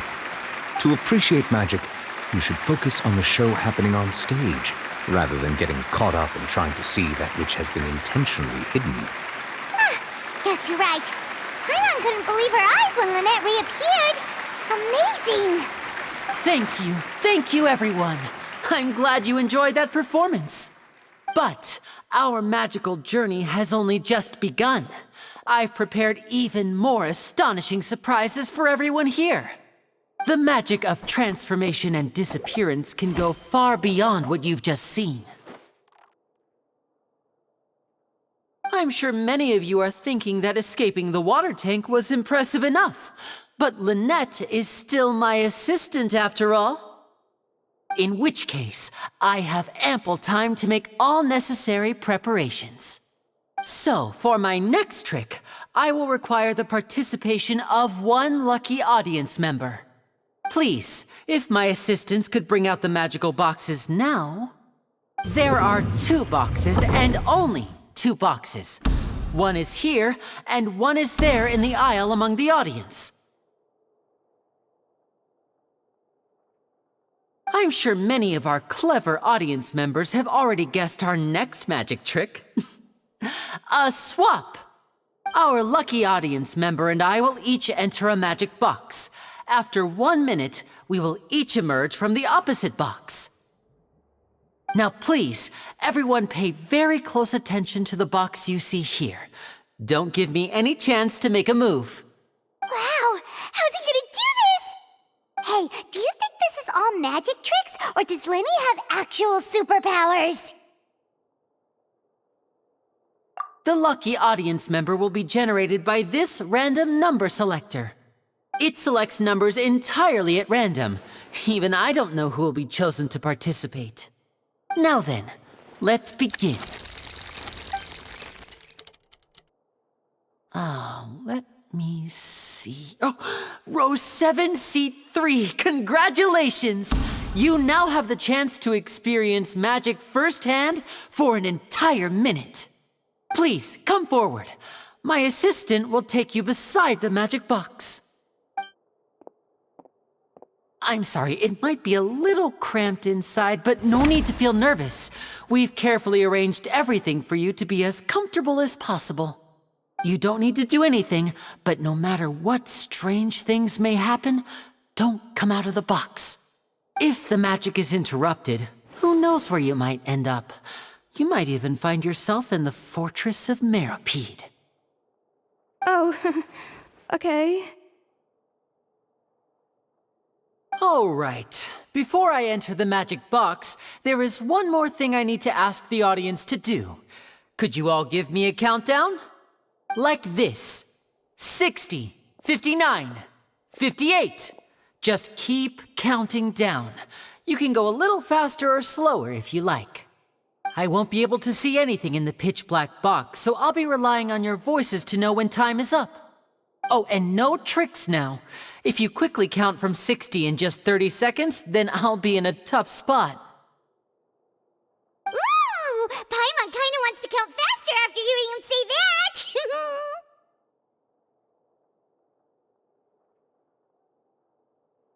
No, that won't do. I can see it in your eyes. You still can't be trusted. Let's practice together. Come on, repeat after me. 60, 59, 58. 60! 59! 58! That's right, perfect. Keep it going. All right, I'll see you all on the other side once you've finished counting. 54, 53, 52? Huh? Why aren't you counting, Nervalet? I am counting in my head. I think things are exciting enough in here as it is. Merely a consequence of my identity and personality. Do not worry about me. Just enjoy the show. Oh, all right. You look so serious that Paimon thought you might be feeling uncomfortable or something. 40, 39, 38! Mr. Linney, are you all right in there? Is everything ready? Yes, I'm fine. I'm just double-checking the direction of the magic. It would be a disaster if we get sent to the wrong places. For example, midair right above the audience. Even though he's saying that, Lenny doesn't seem nervous at all.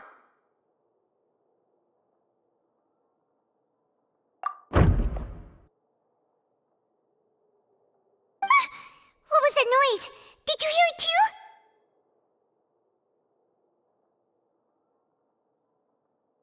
Not sure. Anyway, it doesn't seem like anyone's worried about it. 25! 24! 23! What's wrong, Mr. Linney? I can still hear you moving in there. I seem to have accidentally knocked over a decoration. I'm trying to fix it, but it's pitch black in here. I can't tell left from right. Never mind the decorations. There's no time for that. The show is what's important.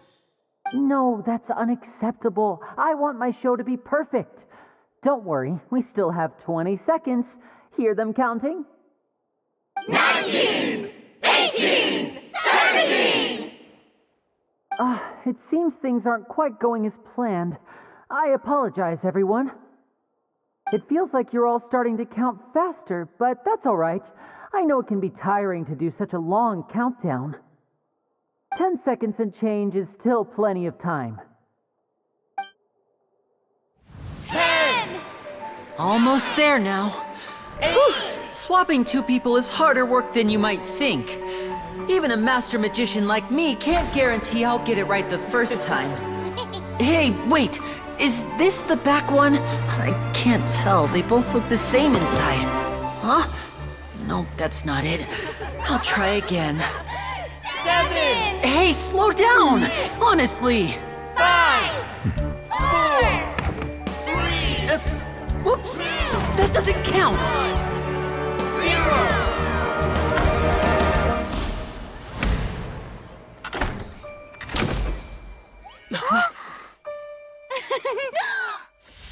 Ta-da!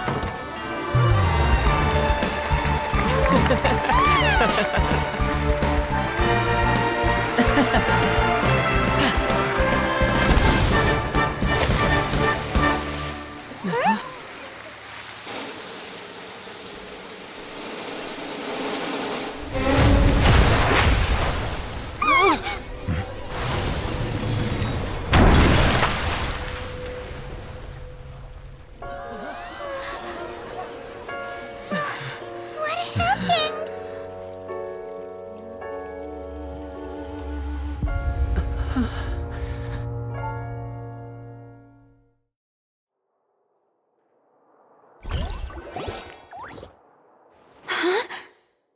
Is this part of the show?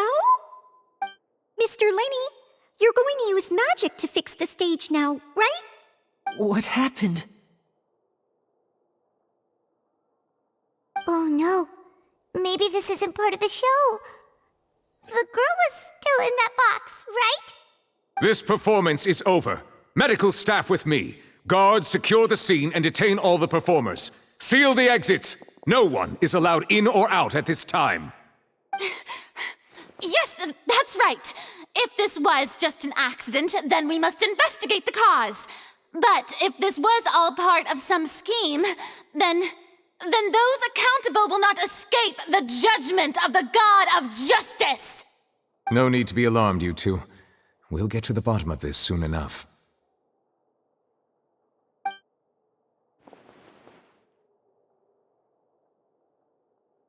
Unfortunately, the person who is in the magic box has been pronounced dead. His name was Cowell, one of the assistants in Linny's magic troupe. Apparently, the fireworks on stage ignited the ropes that were suspending the water tank, which then caused the tank to fall onto the stage. As of now, we are still not sure why we found Cowell in the box, rather than the guest from the audience. And after an initial search of the area, the guards have confirmed that the girl is nowhere to be found.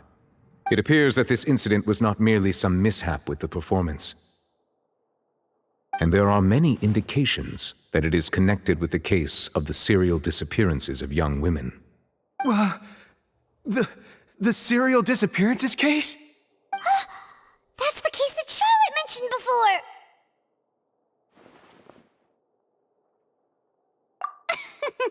I know the truth.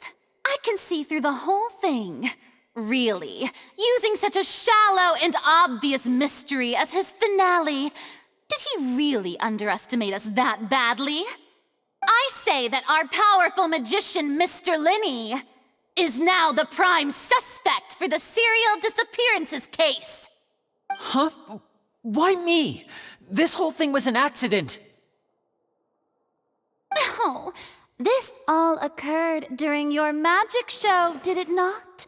The missing girl disappeared after being chosen, did she not? The deceased is one of your assistants, is he not?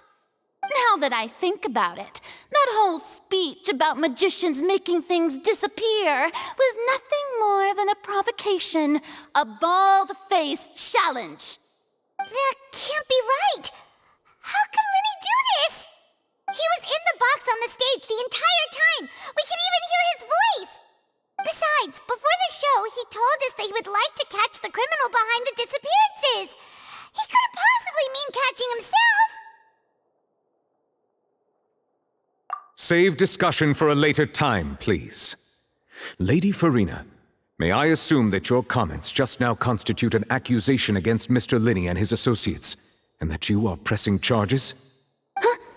I just think that I think it might be a little early to talk about formally pressing charges. But what Lady Farina said just now makes perfect sense. Looks like she's gonna personally deliver justice. A kidnapping and murder carried out under the cover of a magic show. Lady Farina said it all. I mean, of course, my dear people. But what excites me even more than the obvious truth before our eyes is the opponent I'll be facing. That's right. I mean you, Traveler. You'll support Linny, won't you? After all, he was the one who helped you the first time we met. Then there's no problem at all. You know, the Traveler and I already had a duel the first time we met. But with Linny's help, our little duel ended in a draw. But draws really are the most boring possible outcome. So, no more draws. Between the two of us, there must be a clear winner and loser. And what better place to hold such a riveting showdown and decide the true victor than here, on the grandest of stages, the Opera Epiclese? Huh? It wasn't a draw. She obviously lost last time. I understand. Charges have now been pressed, and as such, a trial is in order. Well, Traveler, seems Lady Farina has set you in her sights. But putting her dramatic rhetoric aside for a moment, I would like to ask you, are you willing to act as Mr. Linney's attorney and defend him in this case? Very well. The trial will be held a day from now in the Opera House. Both sides may investigate the scene to build their cases and search for the truth.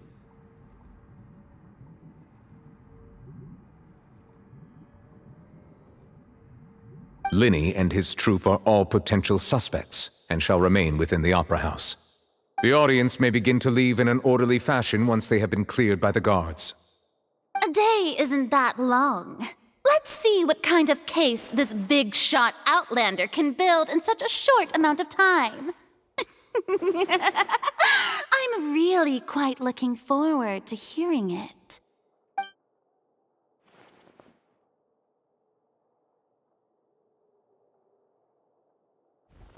Lenny!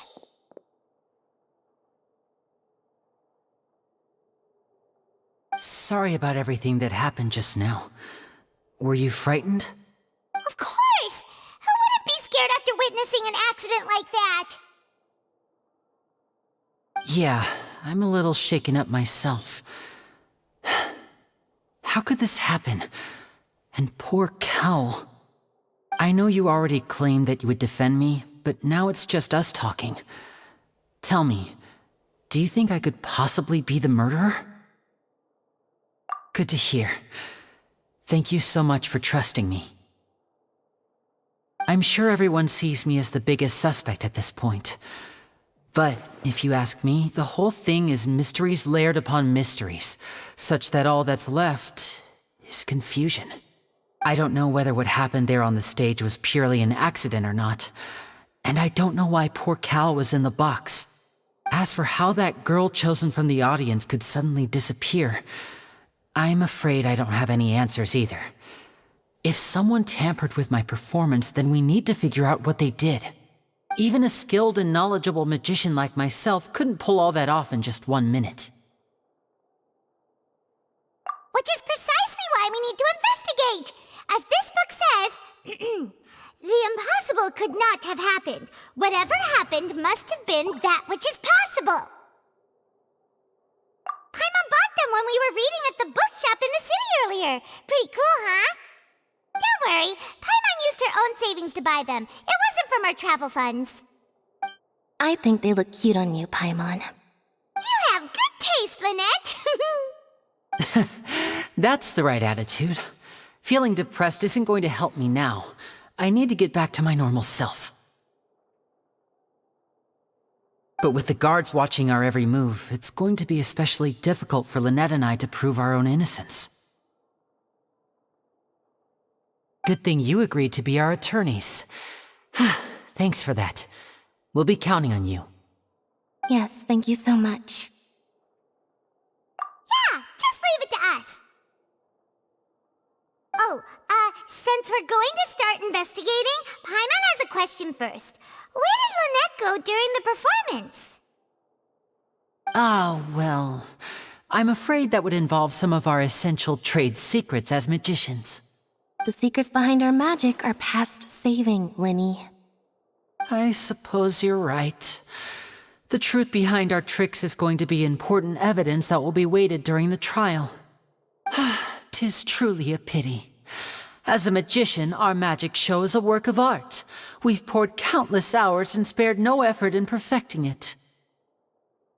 But if revealing our secrets will help you uncover the truth behind what happened, then it will be well worth it. We should go somewhere else if we're going to discuss our magic tricks. We'll go speak with the guards, and in the meantime, you can go investigate the stage and the seating areas. Alright, let's go have a look while the investigation teams are still here. Detective Paimon is on the case!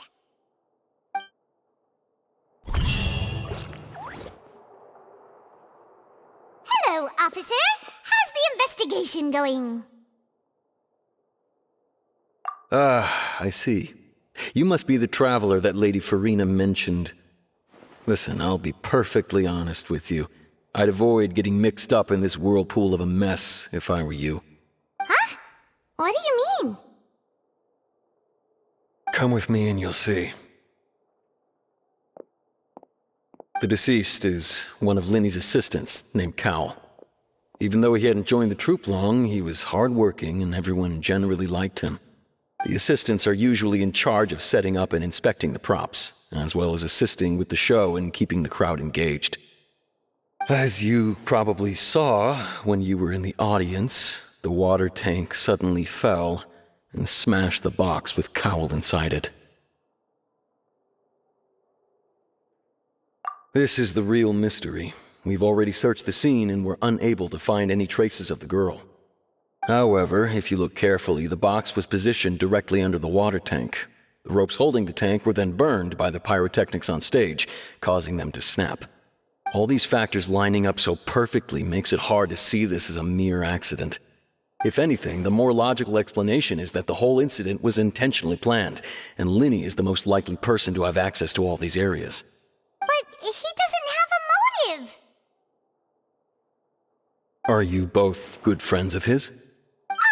Well, you can't say we're good friends, but we've known each other for a little while.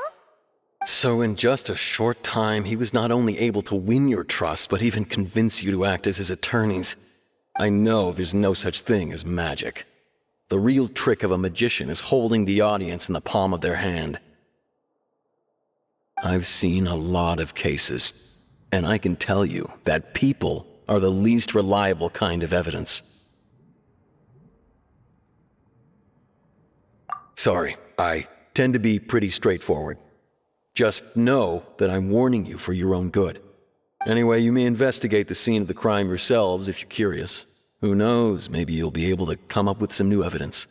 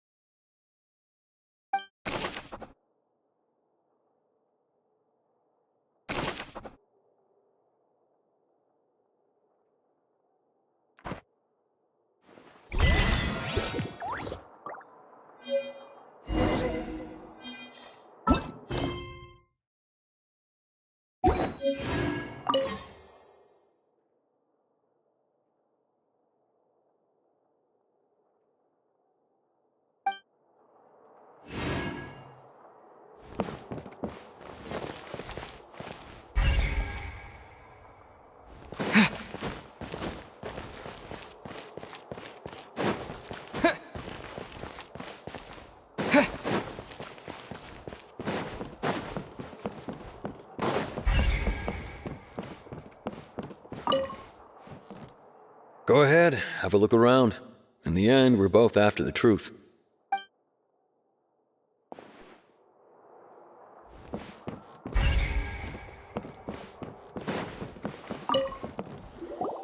Hello there.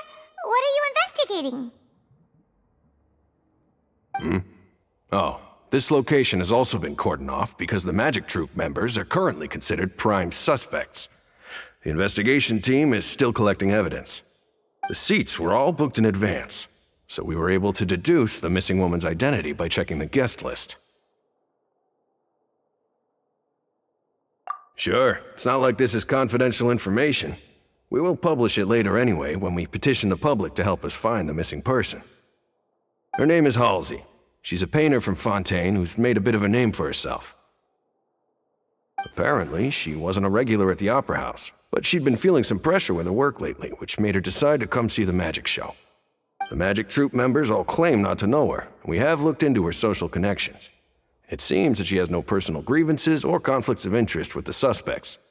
Simply put, she wasn't related to the Magic Troupe at all, which matches the features of the previous serial disappearances. Were the victims of previous cases also chosen at random? That's how it seems to us, in any case. Apart from the fact that they were all young women of around the same age range, there really weren't any other connections between them. Okay then. No need to be so formal. If you do happen to see the missing girl, please be sure to contact us. It is of utmost importance that we get to the bottom of these disappearances.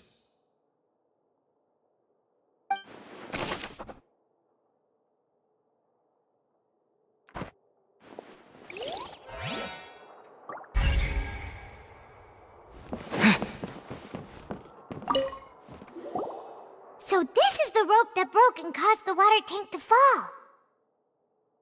The rope looks pretty durable.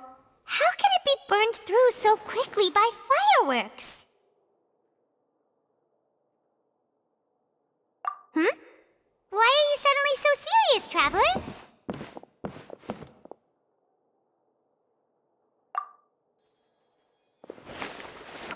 Whoa. Look! This bit is made from different material! Most of it was burned away, but there's still a little bit of it left.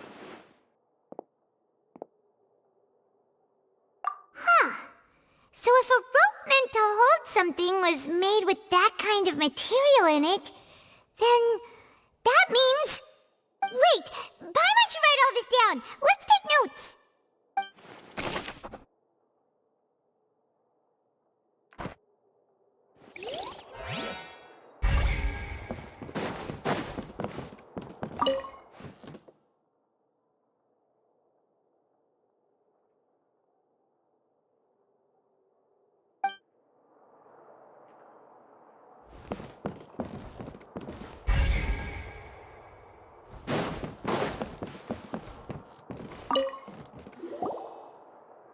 The investigation team has some new findings.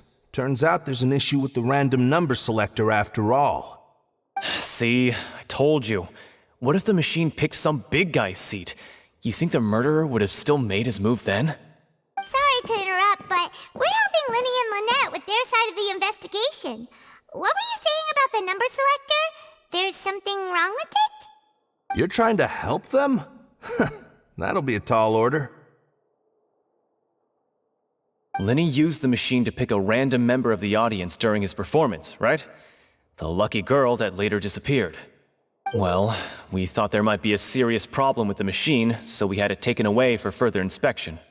It turns out that the seat number it picked wasn't random at all. The machine picks that same number every time.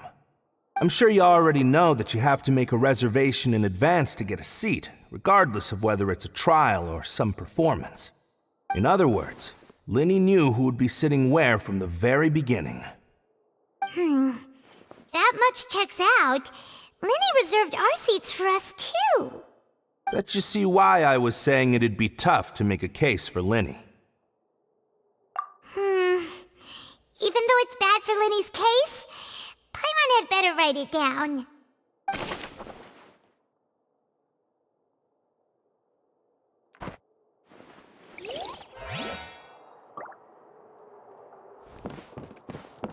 Whoever the murderer was, they must have made preparations well beforehand. This rope was obviously tampered with. People needed to register and reserve a seat for the show.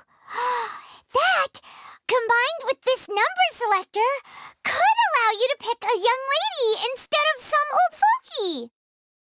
Why would it be him? How strange. Gosh, no wonder the serial disappearances never got solved.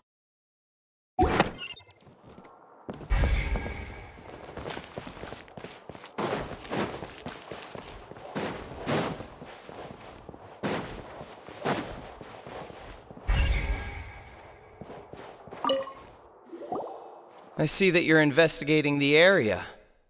Well, it just so happens that I'm interested too. If you find any new and interesting leads, be sure to share them with me, all right? We don't have too many thoughts yet.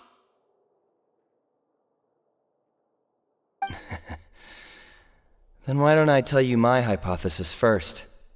The way I see it. And I'll start it with that loud thud. The thud? Oh, you mean the sound that happened during the countdown? Yes, exactly. It wasn't terribly loud, but I suspect that most people heard it. It's just that everyone was awaiting the results of Linny's trick with bated breath, so no one paid it much mind. But now that the incident has happened, the thud has become an important clue. That makes sense. So, what do you make of it? I'm of the opinion that it may have been the sound of Linny's accomplice. Lynette, perhaps. jumping atop the water tank or something like that. And when the pyrotechnics went off, she cut the rope, sending the water tank crashing down. But wasn't the noise we heard too loud for that? Perhaps the balance wasn't right, leading to a particularly rough landing. Oh, that's true. I suppose I must reconsider. That does remind Paimon, though. What was with that sound?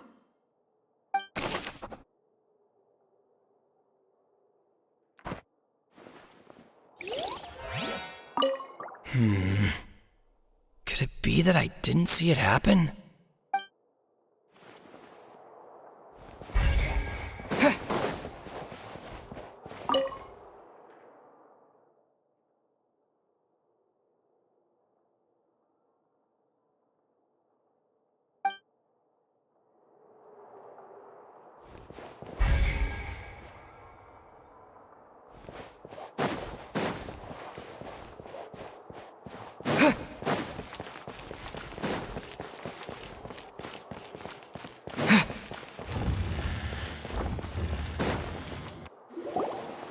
Hey, you!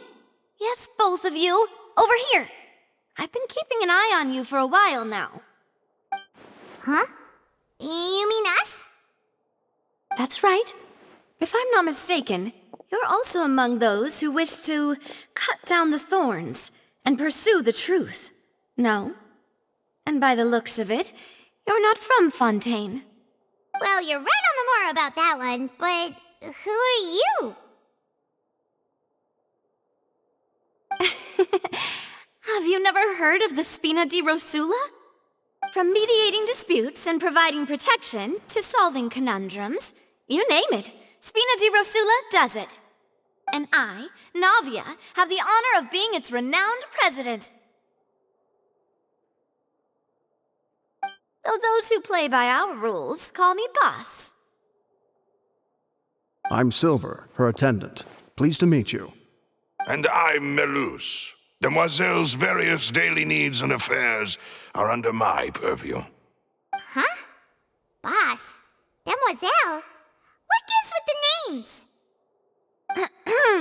Well, I am the second generation president.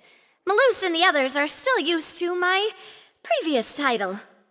My apologies, Demoiselle. Should you prefer, boss, I will endeavor to use that instead. No need. You don't have to call me boss. Just Navia is fine. Okay, if you say so. Not that we're members of Spina di Rosula anyway. All merely trifling details. Never mind. Now, back to the situation at hand. That's right. I've always kept an eye on the serial disappearance cases. My interest stems from a matter back from my father's time. Judging from the look of things, I find Linny an unlikely mastermind. Really? We think so too! That's why we're looking for clues now. But how did you come to that conclusion? Intuition, naturally. My unparalleled intuition. Farina sure was quick to point the finger at Linny without any decisive evidence whatsoever, wasn't she? But that's not uncommon for her. If you remember, the justice had to interrupt her and ask if she was pressing charges just to keep her from getting carried away. Anyway, a trial begins the moment someone levels charges. And, of course, there was no way Farina was going to back down in that situation. Sounds more like you just don't trust the Hydro-Archon. Well, what's your opinion?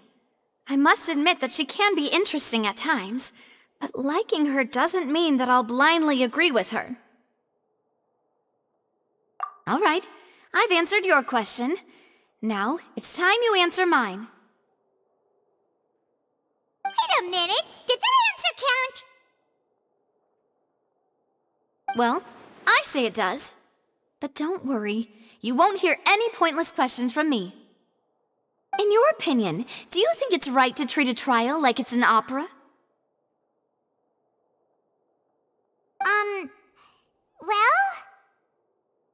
And why would that be?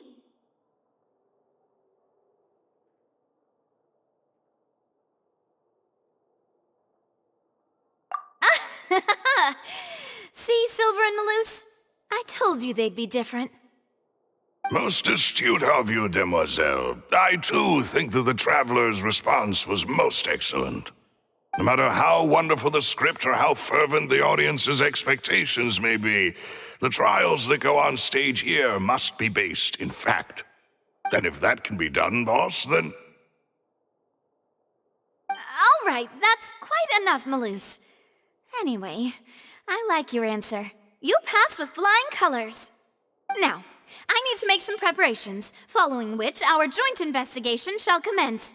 You two shall be my assistants. Wait! Since when did we become assistants? Oh, well, I can be the assistant, sure. Or your companion, if you like. I'm really not that fussy. That's more like it. Far be it from me to brag, but I believe that Demoiselle's intuition will be instrumental in uncovering the truth. You wish to save a friend from false accusations, and we wish to unravel the disappearances. In this sense, our goals are aligned. You have a point. You're quite the talker, aren't you, mister? And what about you over there? What do you think? You seem like you've got something on your mind. I have nothing to add. Oh, alrighty then. We'll be making some preparations first. Just be sure to let us know if they start revealing Linny's tricks. Thanks!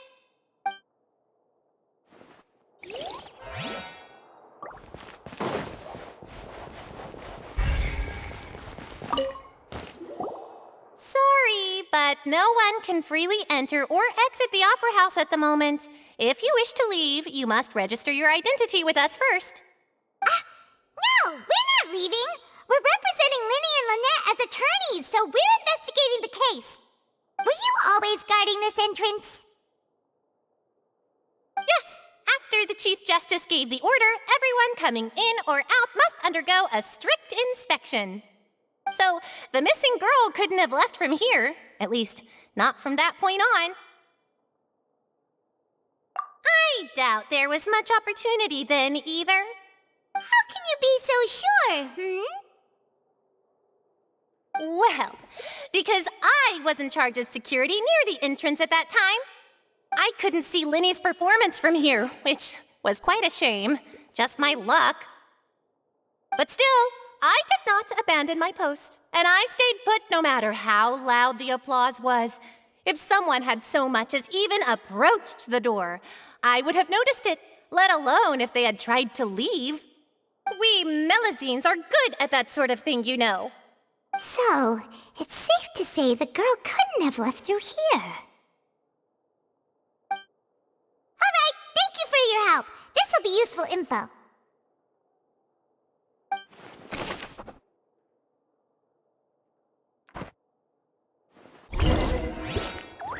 We've checked everything of note here at the performance venue.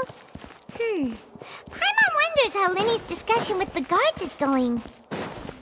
Let's go see, shall we? Ooh, things are getting interesting. Understood. Then I will be going with you. Just so you're aware, I will be monitoring your actions and making notes as necessary. Very good. Thanks for being so agreeable. I'd pull a rose out of my hat as a gift for you if I could. You may spare the pleasantries. I'm just doing my job. You've arrived. Who's this? Me? I'm Spina di Rosula's guardian angel. If you've got a problem, I've got the firepower. Sorry, I got a little carried away there. Call me Navia. I'm a partner of theirs, and will be helping investigate this whole situation. And these are my companions. Would you mind if they join as well? Fine by me. Oh, new helpers? I would be most grateful. Well, Let's just say we're tagging along. It's not every day you get to see the secrets behind magic performed on such a large scale. I appreciate your kind interest. Come with me. We'll be heading below stage. Huh? Below stage? Yes, a world of secrets is hidden beneath this magic box, prepared specifically for this switcheroo trick. But before I reveal everything, you should have a look first. Notice anything strange here?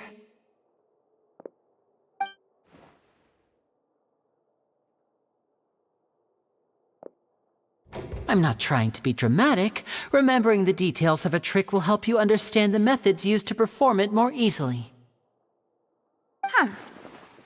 Weren't there balloons and other decorations here? Where did all that go? Ah, good eye. That said, you're still far from discovering the answer.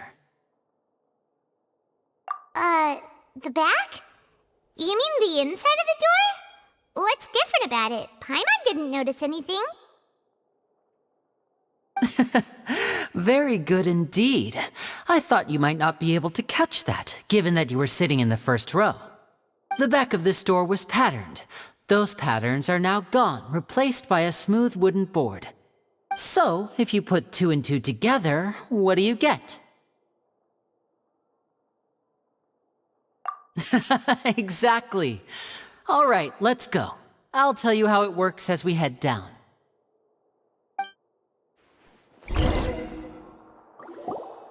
Oh, so there was a passageway under the magic box! I knew you'd figure out most of it as soon as you saw this place. The 2 magic boxes are positioned right above the 2 entrances of the tunnel. See this flatbed trolley? The box with the lucky audience member in it would be shuttled over to the other side using the trolley. This trolley can raise and lower and even rotate, ensuring that the box will face in the right direction. I see. So that's the purpose of the box inside another box. Precisely. The inner box would descend after the audience member was put inside and be moved along the trolley, all while the outer box would remain on stage as if nothing had ever changed. So that's how you did it! Once the box was lowered, the trolley would store some energy through this device here, with which it would complete the rest of the steps. The audience member would only be able to feel some slight movements in the dark, and by the time she walked out, she would already be back on stage.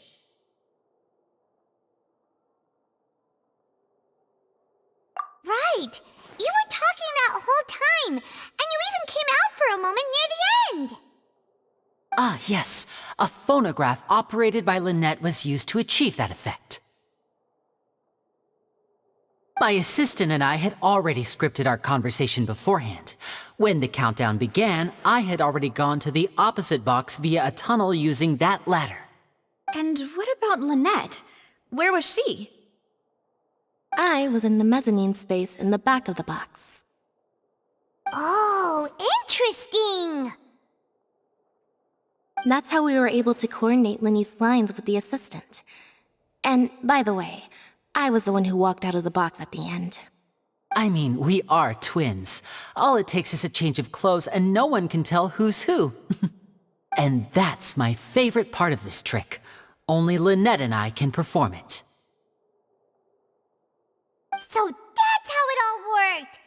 Wow, every detail you revealed was more amazing than the last!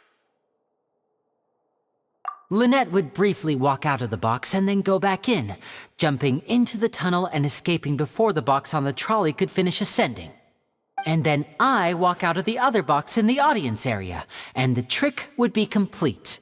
The operative word here being would. But as you saw, Cal was in the box, not our audience member. She, on the other hand, mysteriously vanished. We really don't know how that happened. If not for that interlude, this would have been an astonishing trick. I probably never would have figured out how you pulled it off. And yet, to think that someone was able to use this magic trick To commit a crime. Could we have a look around? I think we can come up with some more leads. This is the scene of the crime, so Linny and Lynette are not permitted to stay here. I'll escort them back up. Yes, of course. No need to be so strict now. I won't disappear into thin air, you know. Thanks, everyone. We're counting on you.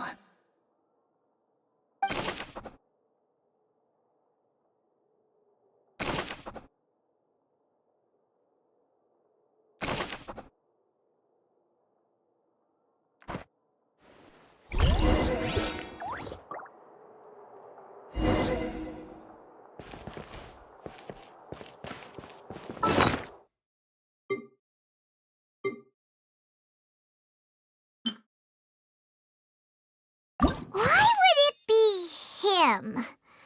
We all heard that noise, didn't we? The performance would not have been visible from where the doors were guarded. If Paimon were on duty, she would have snuck back into the audience seating. Well, there was no chance Paimon could have seen that the box had 2 layers. And that's why only the 2 of them can perform this trick.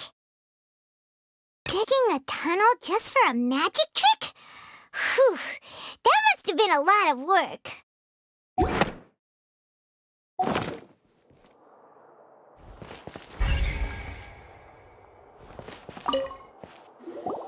The floor is wet. Please be careful not to slip.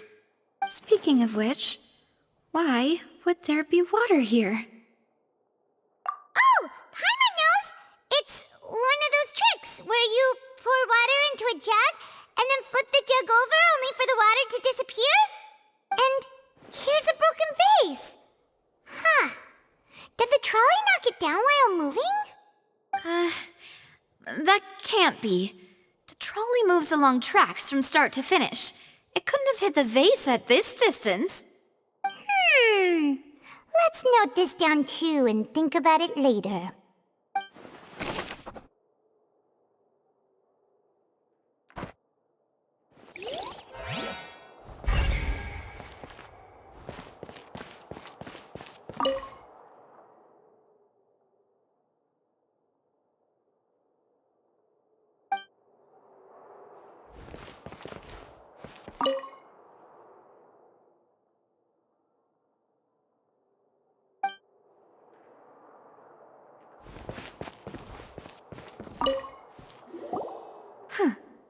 What's this?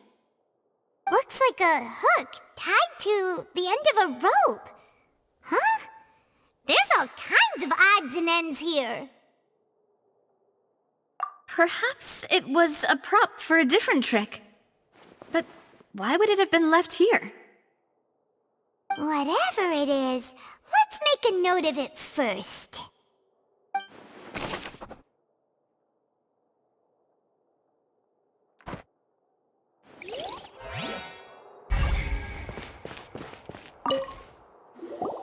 Oh, these are the clothes that the lady chosen from the audience was wearing, right? Her clothes are here, but she's nowhere to be found. Right. And do you really need to do that if you're kidnapping them? Ugh, this is so confusing. Paimon doesn't want to be a detective anymore.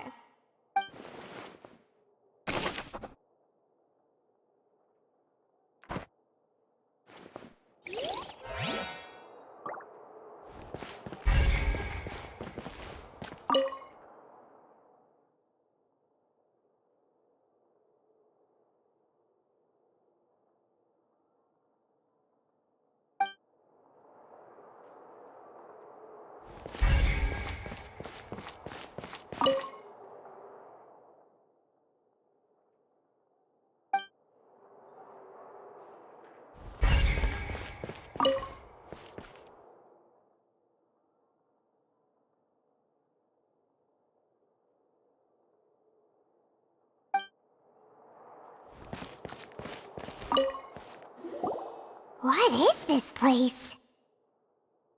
It seems someone could fit through here. Huh. Could this have been the suspect's escape route? Alone, perhaps. But if they had to pull another person with them, the space would be too narrow. But there are no other ways in or out of here.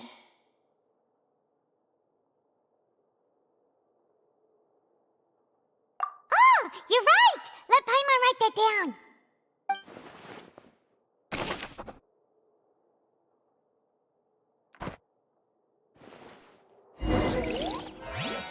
Seems we're just about done investigating down here.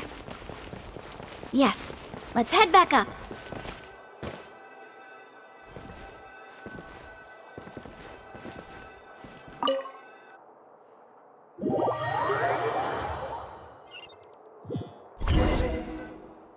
Well, we've ascertained the state of the crime scene.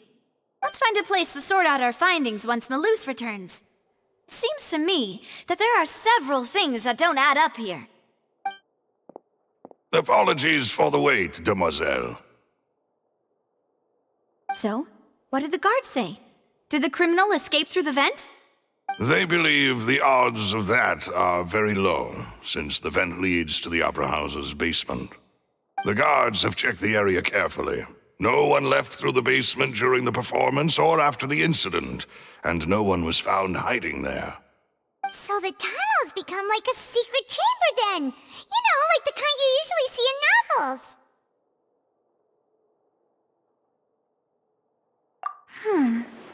The plot thickens. Halsey's disappearance and Cowell's death are both quite inexplicable. No wonder Farina was so confident in her accusation. All the current evidence points toward Linny and Lynette. In other words, the charges are very likely to be upheld unless we make some considerable progress. Charges and then trial. So if the charges are upheld, they'll announce a sentence? That's right. This is how a trial goes in the Opera House. During the proceedings, the Chief Justice and the Oratrice will hear statements from both sides. That's right. This is how indemnitium is produced. The statements from both sides, the defenses from attorneys, witness testimonies, and even the audience's emotions will all be projected on the Oratrice. To put it simply, it's as if the Oratrice has its own will, and is a judge in its own right.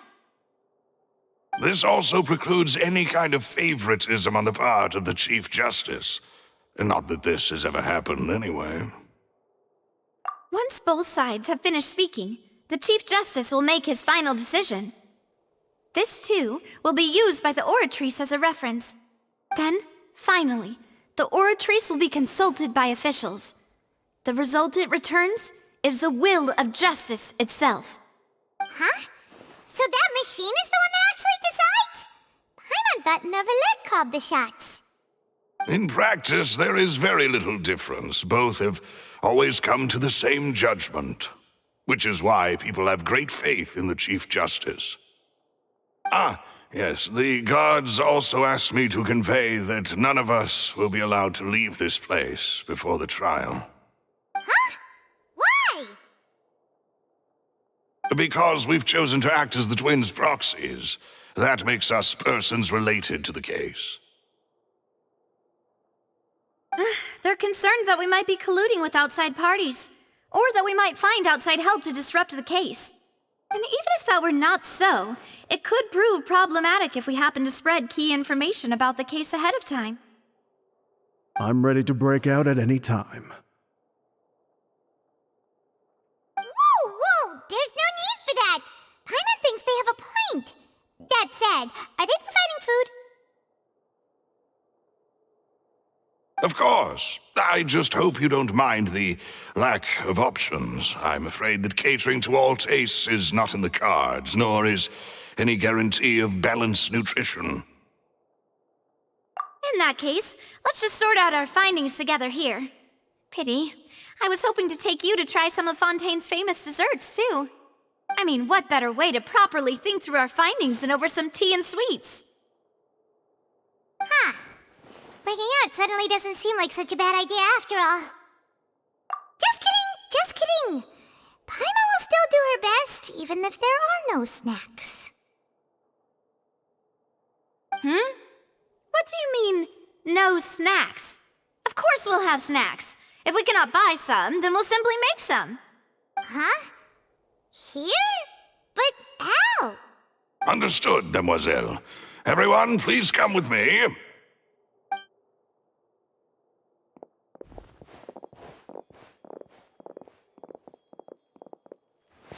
Wait, you're carrying a portable stove with you? Yes, I must be prepared to meet the Demoiselle's baking needs whenever the fancy strikes her. I have eggs, sugar, and almonds at the ready.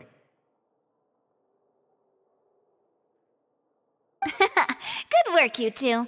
Then I'll get to it. Please sit tight for a moment. You'll get to taste my awesome snacks soon enough. These three are quite the interesting group.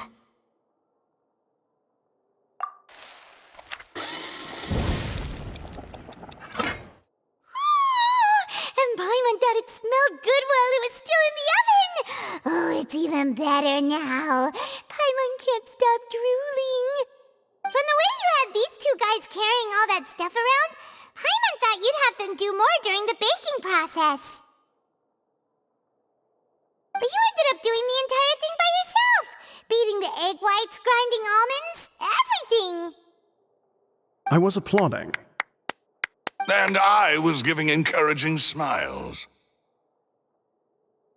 Paimon was just thinking, aren't you worried about getting your fancy dress dirty beating egg whites and baking like this? Well, I don't think it's carved in stone anywhere that fancy ladies can only read books, sip tea, ride horses, and play the piano. I just really enjoy making snacks. Don't underestimate beating egg whites, by the way. It's a real arm workout. You also need to beat them to just the right consistency, or your macarons will crack. Anyway, give these a try, fresh out of the oven. There's 3 for each of us. Only 3? Well, eating too many sweet treats might send all that sugar to your head.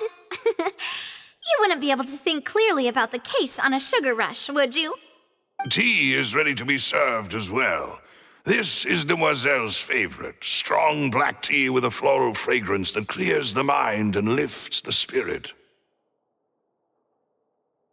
No need for concern. I'm merely doing as I should.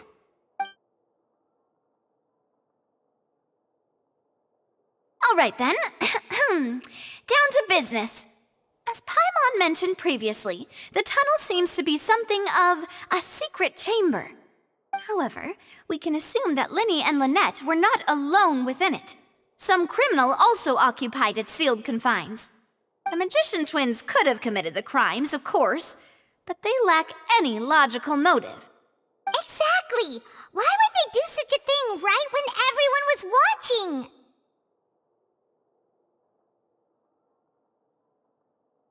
The flower vase and the thud we heard during the performance could indicate some altercation between Halsey and the criminal in the tunnel, resulting in the shattering of the vase, the discarding of her clothes, and her abduction. Perhaps the criminal thought that since she was chosen from the crowd, she would be too easy to identify if she was still wearing the same clothes. Paimon thinks that makes sense, but the real trouble is... True. None of the clues we found thus far support the existence of this third person. But the only people left to consider are both technically victims, whether it's the missing girl, Halsey, or poor Cowl. Huh. Could Halsey have secretly made modifications to the magic props in order to murder Cowl before making her escape? That's right. And even if she had tampered with the setup, she would need to understand the entire trick to pull it off. Nor does she have any motive. The guards said that she has never had any dealings with the Magic Troop's members. Were we not thorough enough in our search? From the sound of things, this is turning into an impossible case. Your macarons are amazing, though, Navia. They smell great! They're nice and crisp and super sweet! They are my specialty, after all. And I see you've already had 5 of them. What? 5? Oh, that can't be right. Paimon only counted 3, honest! Please don't worry about it. At my age, a few less sweets might actually be a good thing. No. Being greedy is one thing, but Paimon knows how to count. Besides, Paimon knows that if she ate too many, then others wouldn't have enough. Wait, even you don't believe Paimon? How could you? If Paimon ate those 2 extra macarons, then may they turn into stone in her stomach! All right, we get it. Well, I suppose one of us might have gotten too engrossed in our chat and eaten them by mistake. No big deal. Malus, set up the stove again, if you would. Huh? What are you doing? Making sure everyone gets 3 macarons, of course. Exactly. We don't want to trouble you. As you wish, demoiselle. And I have the egg, sugar, and almonds. Well, this really is your hobby, huh?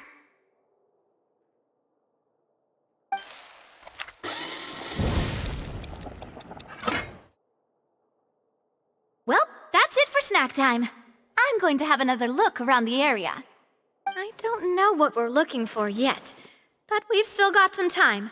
As attorneys, I suggest the 2 of you think the case over again. It would be awkward if you got all tongue-tied on stage during the trial. All right, thanks for your help, and for the snacks. It was nothing. A small task for the Spina di Rosula. Silver, Malus, it's time to go. I'll be back if I find anything new.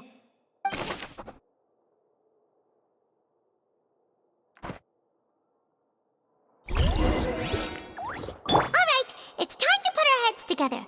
We've got to get our defense ready for the trial. Oh, it's probably gonna be a long and difficult case. There's no point in worrying about that now. We just need to prepare. Here.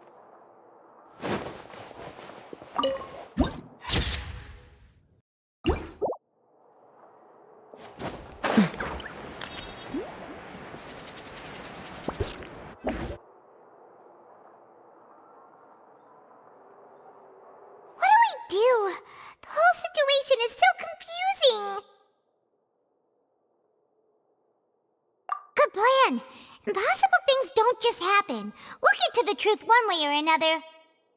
Just relax. Even if everyone else suspects Lenny and Lynette, at least we will be supporting them from the stands. Besides, I doubt Farina understands any more about what happened than we do. Thanks, Navia. Well, we'll be going then. Best of luck to you.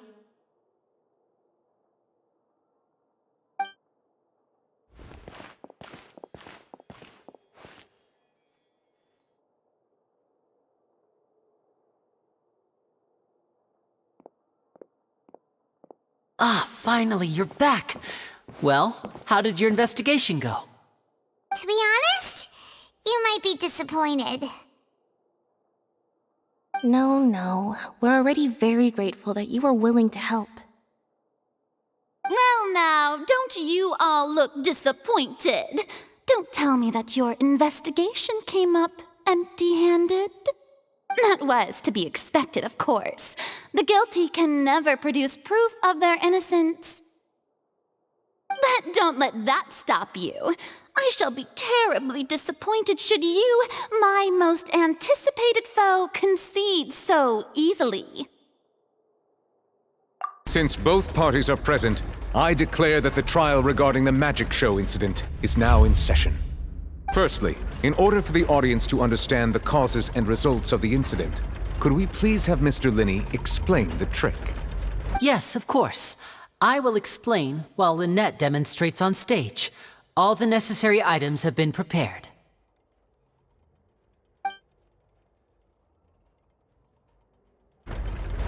Thank you, Mr. Linney. In that case, I take your statement to be that you ran to and remained hidden within the magic box in the audience stands once the trick began, and thus could not have committed the crime. Is this correct? Yes, that's correct, Your Honor. In that case, I call upon the prosecution. Lady Farina, do you wish to refute his statement in any way? Why, of course I do. Allow me to take the first shot and break this case wide open. Mr. Linney is clearly lying. There is no way you could have been in the box the whole time if you were to abduct Halsey and murder Cowell.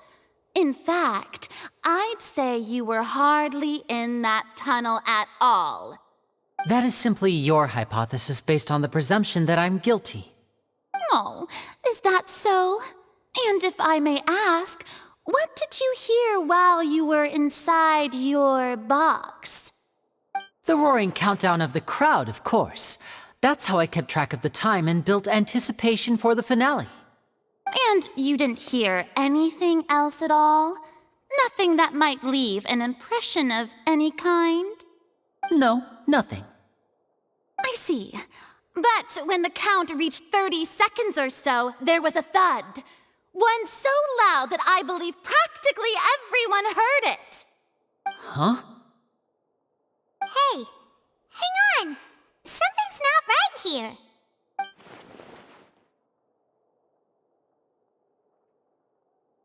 Yeah, I'm sure he could have heard a noise that loud from inside the box. I was right by the box, and I definitely heard the thud. Look at those scales. Could those mean... Well then, ladies and gentlemen, allow me to use the words of the magician himself. You never know what can happen in the blink of an eye. Indeed, it seems his alibi can also collapse in the blink of an eye. Of course, I have armed myself to do far more than smash your alibi. Confidence cannot go unfounded, and my foundations are rock solid. Tell me, aren't you and Lynette actually from the House of the Hearth? The House of the Hearth?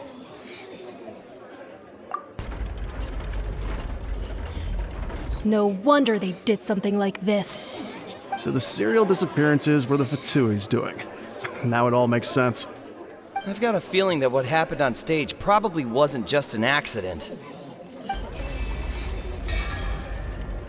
That's irrelevant. Our identities have nothing to do with what happened. Indeed. Then perhaps you could tell us everything that happened during that 1 minute. Your first priority is to prove yourself innocent, after all. I'm sure there is little that needs to be kept secret now. Unless your script already has holes in it.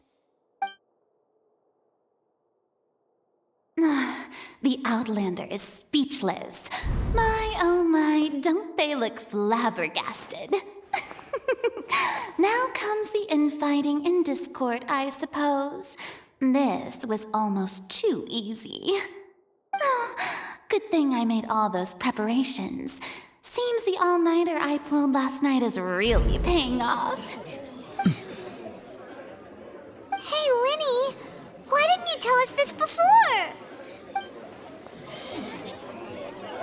Order! Order! Mr. Linney, allow me to re-establish the facts. Lady Farina has raised 2 points. First, when the thud was heard in the Opera House, you were neither in the box nor the tunnel. Second, you and Ms. Lynette are both members of the House of the Hearth. Are these claims true?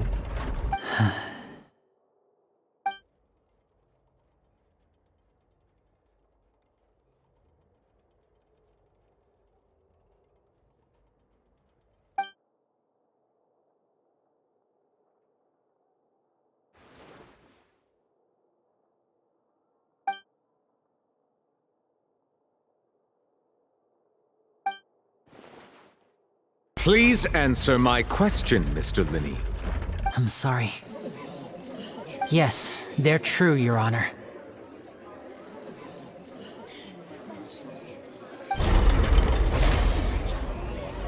I knew it! Well, that's it. We might as well move on to the sentencing already. What should we do now? Granted.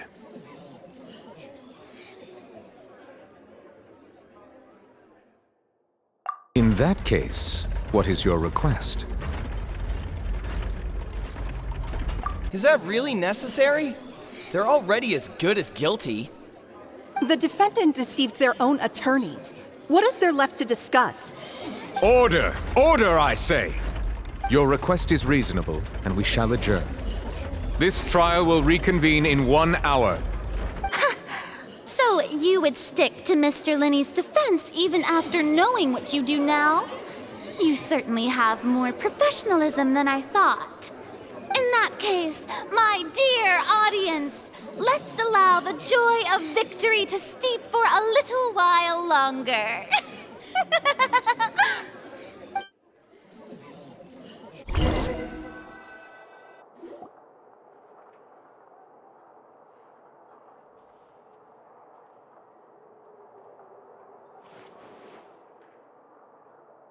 Well, this is awkward. I didn't think the Hydro Archon would dig all that up. I'm sorry, Traveler and Paimon. Yeah, sorry. Paimon doesn't know where to start. We trusted you two. We based our entire reasoning on the assumption that you weren't bad guys. Not to set the wrong tone or anything, but Paimon's really mad! I'm very sorry. I know you're angry, and reasonably so, but please, let me explain. I know you've clashed with the Fatui several times before. I wouldn't be surprised if just hearing the word is enough to make you upset. But our organization is very, very large, and the Harbingers have very different personalities and goals. Right now, we want to save people. As many as we can. That's right. I'm sure we're on the same page when it comes to this nation and the disaster that its people might face. I knew if it weren't for our respective identities, we could become good friends. That's why I didn't wish to flat out lie to you, but chose to hide some details instead. The truth is very important, but being completely transparent about everything would see us spending more effort than we need to.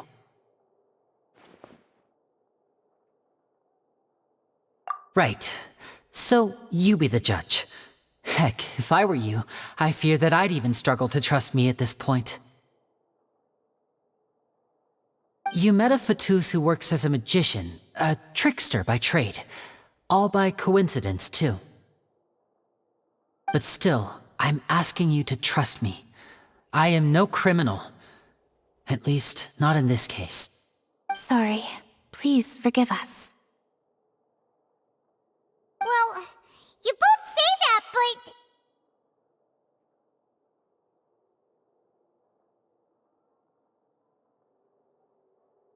Right, let's hear your answer first, and no lies now! Of course. I'll answer any question you ask. We've been trying to find out how the Oratrice operates. We want to know why it has a consciousness. Why can it deliver sentences accurately? During our investigations, we learned that the machine's core is beneath it. From that moment on, Lynette and I have been designing this box swap trick, with the objective of getting close to the core. Is that why you needed a whole minute? That's right. In truth, the audience would take about 75 seconds to count down from 60, while I would only need 15 to get to the opposite box. So, after jumping into the tunnel, I accessed the Opera House basement via the vent, and went to investigate the room in which the core is stored. That air vent was created during the construction of the tunnel specifically to execute this step. Well, nothing. As soon as I reached that room and was about to investigate, I heard someone's voice. Which should have been impossible, of course. I was quite certain that I was the only one in the room. That voice seemed to recognize me and tried to speak to me. I chose to err on the side of caution and retreated the way I came. On the way back, I saw the broken vase and the clothes on the ground, but the countdown was almost finished, so there wasn't time to give it any thought. After that, the homicide occurred just as you saw. Well, that explains why you didn't hear the thud.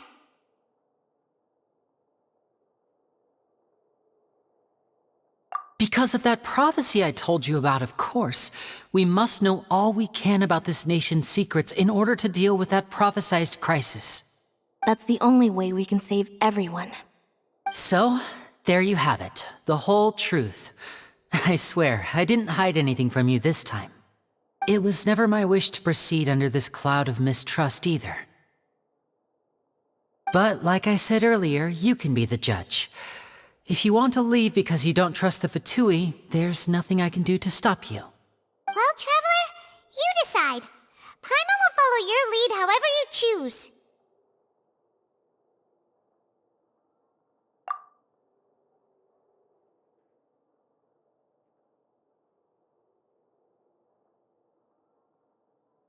Okay, thank you. Thanks for giving us a chance. The current problem is that the scales are tipped pretty badly against you two. If we want to refute the Hydro Archon's accusations, we're gonna need a seriously watertight defense. Huh? Oh, Paimon thinks she gets what you mean.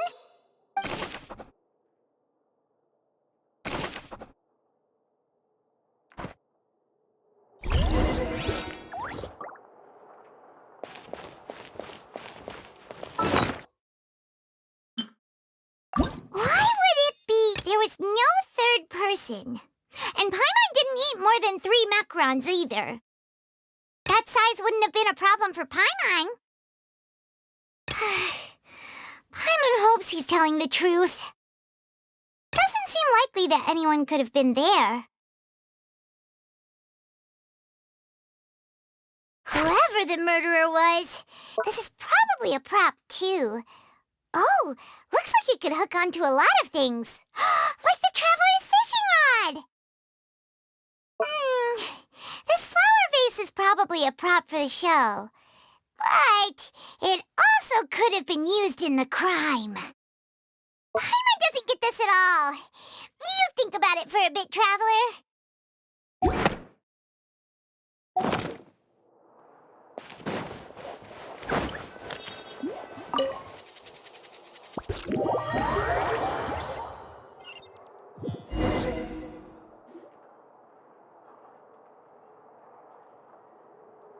Both parties have returned to their positions. Let us continue the trial. When last we left off, Mr. Linney acknowledged the new evidence presented by Lady Farina as fact. Therefore, Lady Farina may continue stating her reconstruction of the events. That took long enough. Now then, if everyone would lend me their attention. At this stage, let's revisit that scene from Linney's perspective.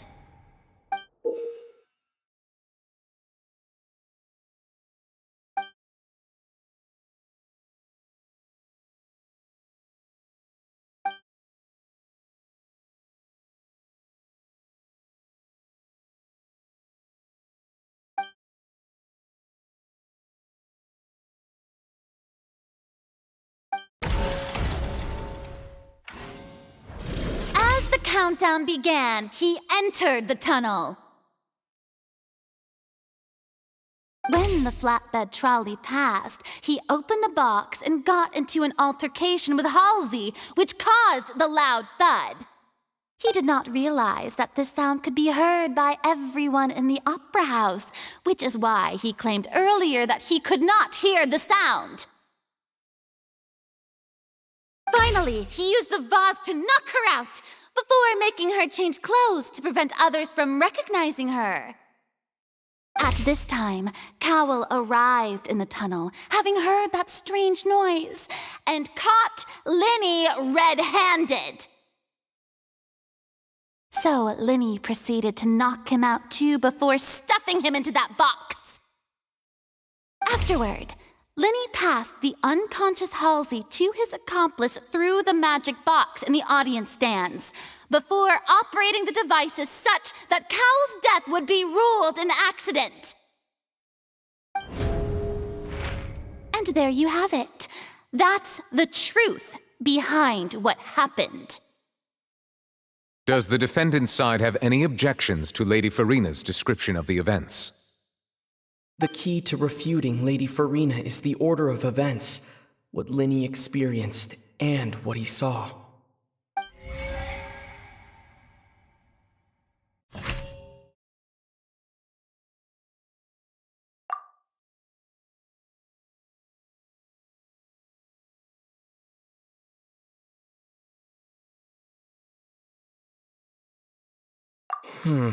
Seems this won't produce a particularly effective rebuttal.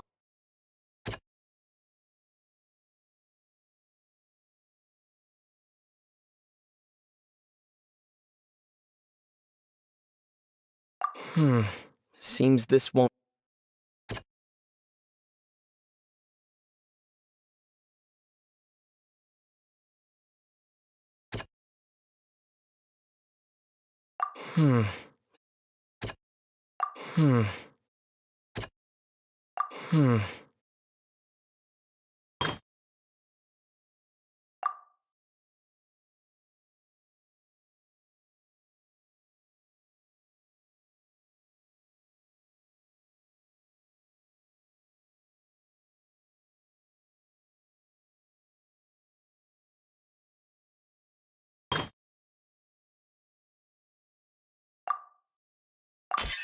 According to Linny, he left via the vent after entering the tunnel.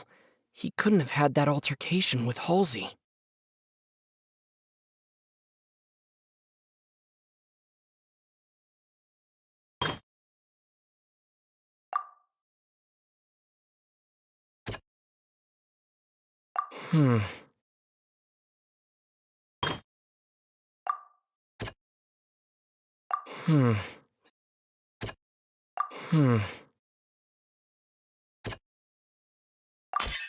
Linny went to the room that contains the Oratrice's core. This is the actual truth.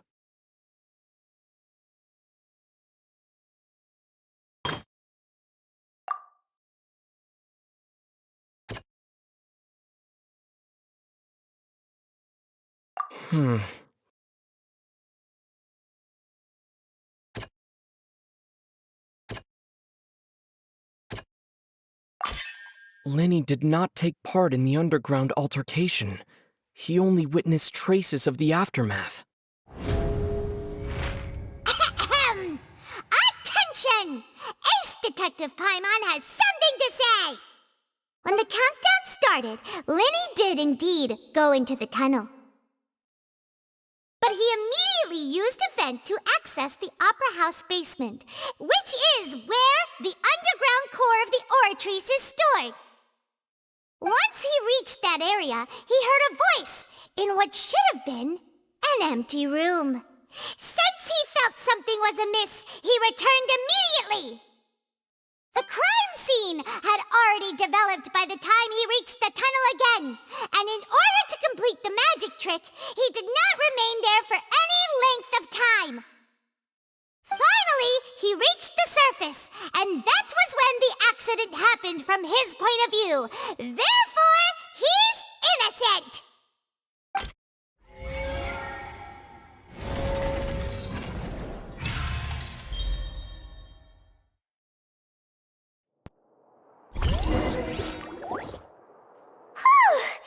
Paimon did it! Paimon actually managed to say all that! Oh, wasn't it awesome? In other words, you believe that he knew nothing of the incident? That's right! My reasoning?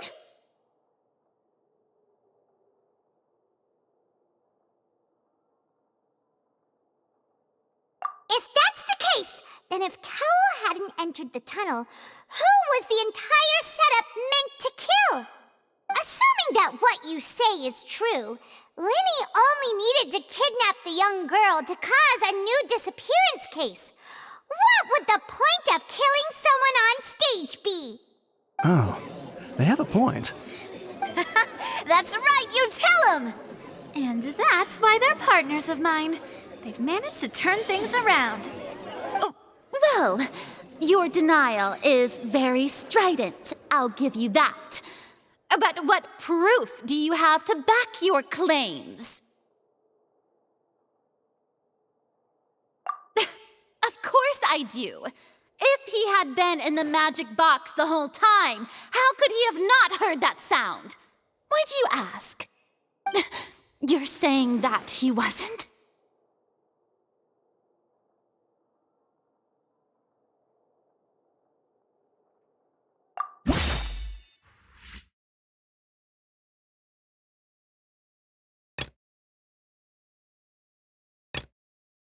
That's right! Linny wasn't in the box or in the tunnel. That's why he didn't hear anything strange during the performance. This means that when the crime happened, Linny had already entered the basement via the vent. The same clue you used to disprove his alibi has now become the best proof! How do you like that? Well played. To think you'd use such logic. Well then, if it wasn't Linny who committed the crimes, then who was it?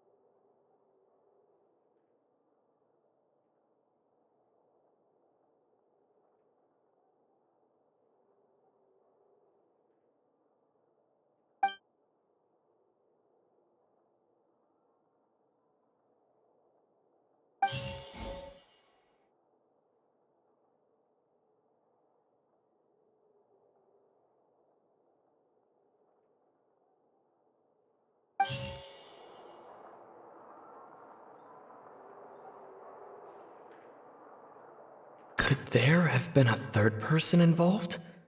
Is that really a possibility? Halsey is the missing person and an ordinary audience member.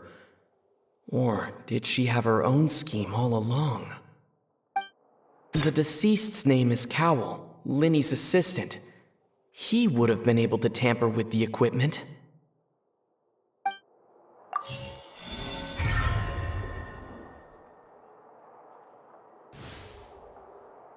Huh? That can't be right. Are you serious? The killer was, in fact, Cowell, the deceased! Oh, is that so? How interesting! Let's hear your reasoning then. What I must do next is recreate the truth, what Cowell did, and how he went from would-be perpetrator to victim.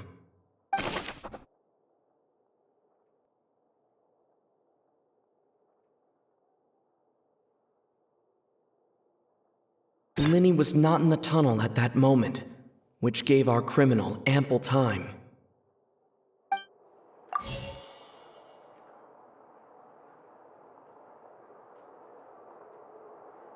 The sound we heard may have come from a clash between the missing Halsey and the criminal.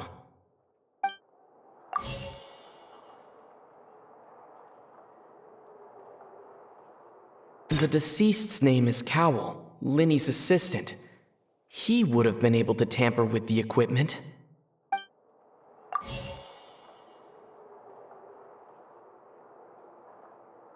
It would have been tough for both people to fit into that vent. They would likely have bumped into Linny as well. No one entered or left the Opera House through its entrances. So where would the criminal have wanted to take Halsey? Halsey's clothing was in the tunnel, so there must have been some fear that she would attract attention.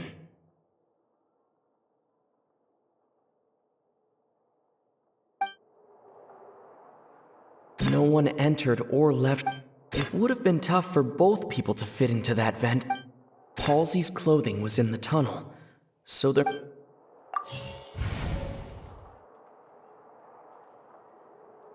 No one entered or left the...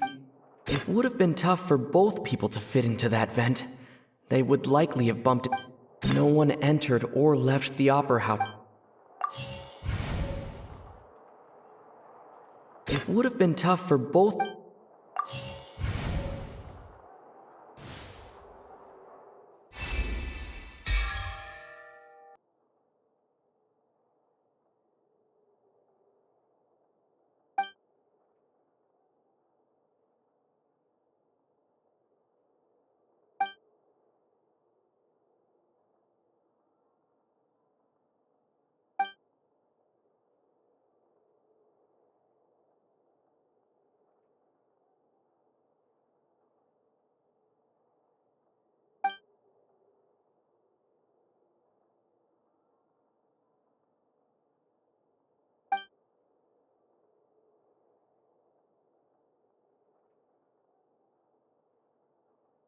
What's wrong, Traveler? Are you still having trouble figuring things out? I see how it is. So this was all just a bluff. And here I thought you had something to show for it. But it seems you're still far from the truth. Look, since we're at a dead end, why not consider a different track? Just like the trick as it transpired, the end result must have been utterly different from the magician's initial design. If only we knew how Halsey disappeared. Well, that would be nice, but the tunnel only has 3 exits, and none of them seem very likely.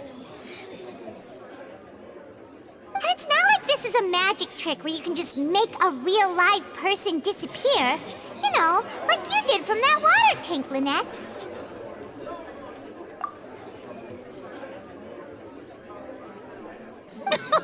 Excuse my interruption, dear opponents, but do you not see that the crowd is growing impatient? There is no greater sin in this opera house than an awkward delay in the performance.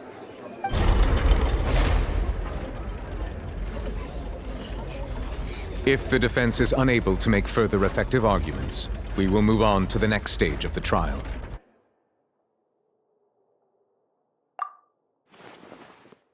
Linny was not in the tunnel at that moment, which gave our criminal ample time. The sound we heard may have come from a clash between the missing Halsey and the criminal. The deceased's name is Cowell, Linny's assistant.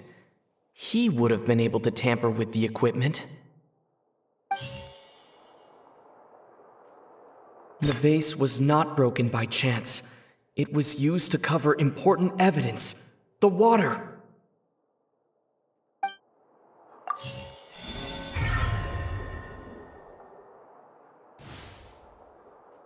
Oh! Paimon gets it!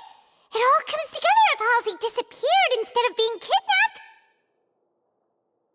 Lynette escaped from the water tank, vanishing gradually and leaving only clothes behind. If there's a similar method where a person could be transformed into water...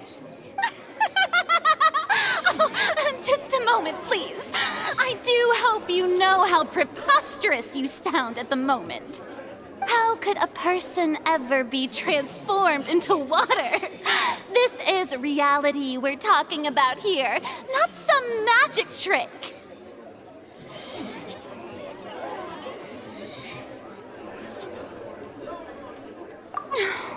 Must we really? I should think think that of anyone, your friend Linny already knows this truth very well.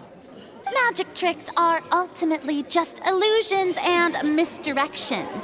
But Halsey's disappearance is very real. We're talking about two completely different things. Even so, I trust the Traveler's judgment. The truth must be out there somewhere. Perhaps some new line of reasoning may open if we try to gather all the focal points that don't make sense. Since Cal was the deceased, we haven't placed much attention on him. But given that we aren't making much progress with the case, it wouldn't hurt to have a look at his belongings, would it? People really do come up with all sorts of harebrained schemes when at the end of their rope. The way I see it, your suggestion that we broaden the scope of our investigation is nothing but a tactic for stalling the trial. Nevertheless, I believe that this is a reasonable request on the part of an attorney. Since the trial does indeed appear to be at an impasse, I believe that additional evidence may help us make more progress. Guards, please step into the lounge and examine the personal effects of the deceased Cowell. We are still examining the items, but we have already made critical progress that we feel must be shared with everyone post-haste. We discovered several test tubes of fluid within Cowell's baggage, each labeled separately. The notebook in his backpack claims that these fluids are water from the primordial sea. The primordial sea? The note's contents also indicate that Cowell belonged to an organization that sells illegal drugs and that he had an accomplice. The notebook has many entries concerning safe usage of these fluids, in which the keyword dissolve appears many times. One of these tubes was labeled Opera Epiclese, along with yesterday's date. It is empty. The notes also state that these dissolution properties work exclusively on people from Fontaine. It's likely that Halsey was chosen as some sort of test subject. As such, we believe that the defense's hypothesis is, in fact, supported by sufficient evidence. You've gotta be kidding! People dissolving into water? Could something so ridiculous actually be true?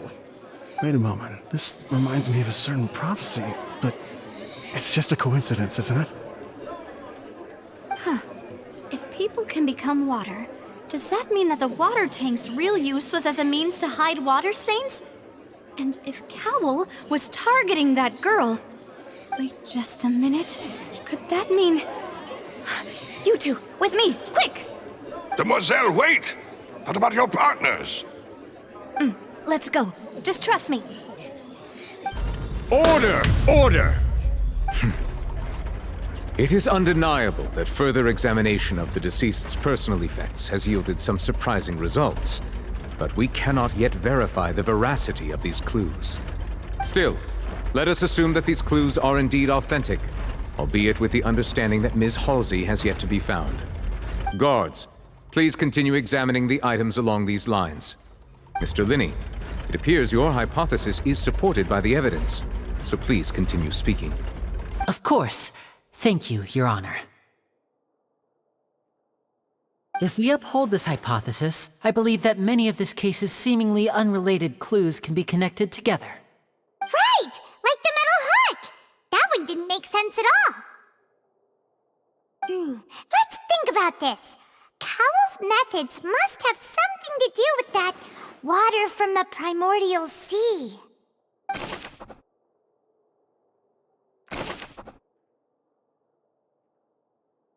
The deceased's name is Cowell, Linny's assistant. He would have been able to tamper with the equipment. Now it seems like the hook rope was not meant for another magic trick, but was instead some form of triggering mechanism.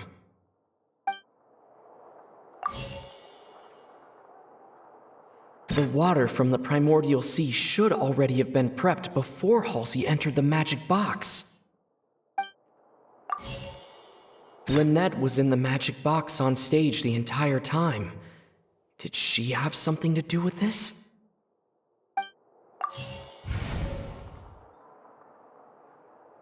I remember there was something else within the inner layer of that box.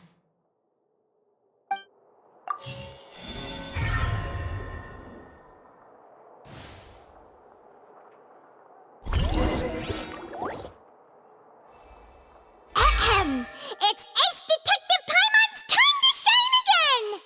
In the original plan, Cowl would tamper with the water tank rope and the number selector securing his target.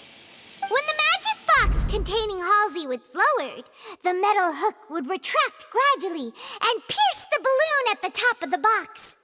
When the balloon attached to the box popped, the water from the primordial seed inside it would pour down and dissolve Halsey. Afterward, Cowl would enter the tunnel and break the flower vase to conceal the water inside the tunnel, with the remaining evidence being covered up by the water tank on stage. But he encountered something unexpected in the tunnel and wound up being fatally hit by the same water tank he meant to use to cover his tracks. Huh. That does make sense. That actually links together a lot of the more confusing pieces of evidence. Oh dear, what do I do? Even I think they sound convincing now. Have I falsely accused an innocent person? What a humiliation. Now, it seems like the only point of contention remaining is the exact circumstances that led to Cowl's death. His notes mentioned he had an accomplice who could be related to the situation. On that note, the guards have just contacted me indicating that they uncovered new evidence. I shall now invite him on stage to share it with us. Thank you, Your Honor. We were just inspecting the luggage of the other people involved in this case. And we found an identical sample of the water from the primordial sea among Linny's personal effects. What? That can't be. Oh, I see. Well, how wonderfully comedic to have your own counterattack only to come back and wound you. Does this not clear all doubt? My dear citizens, my loyal audience, allow me to present my reasoning and bring this performance to a swift close. Linny did not need to take part in the dissolution of the young woman at all. Indeed, he did leave the scene via the vent. Having made modifications to the props beforehand, his accomplice Cowl then caused Halsey to vanish using the water from the primordial sea.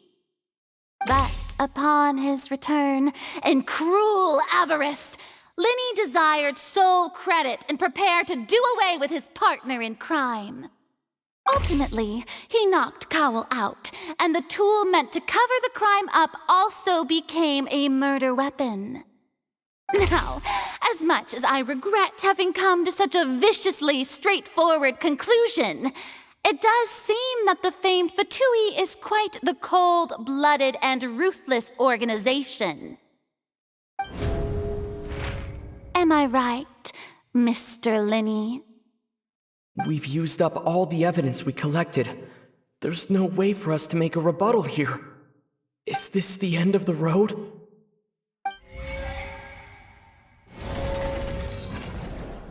Oh no! Paimon can't think of anything either. It doesn't look like there's any way around this. Seems using the water as new evidence was too good a move. Oh, why did this have to happen now? I think we've all seen enough now, and we have ample witnesses to my flawless reasoning. I believe this is indeed the finale.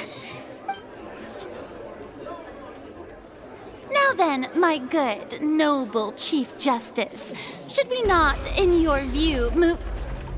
Excuse me, everyone, but I must interject. Miss, I must ask you not to shout, and to respect the ongoing legal proceedings.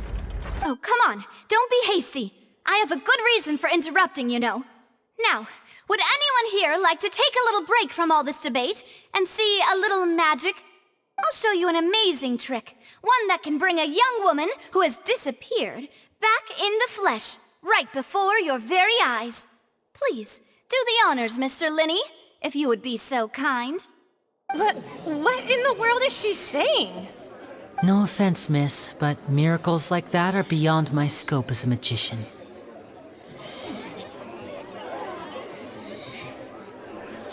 Come on now, don't be silly. Magic is all about misdirection, isn't it? It often conceals the truth while presenting a fascinating illusion.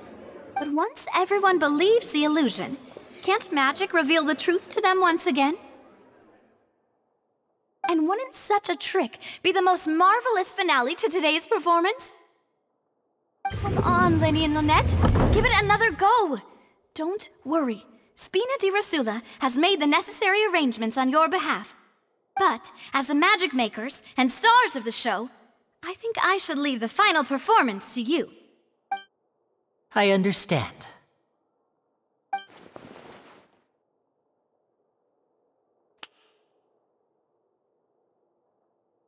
And voila!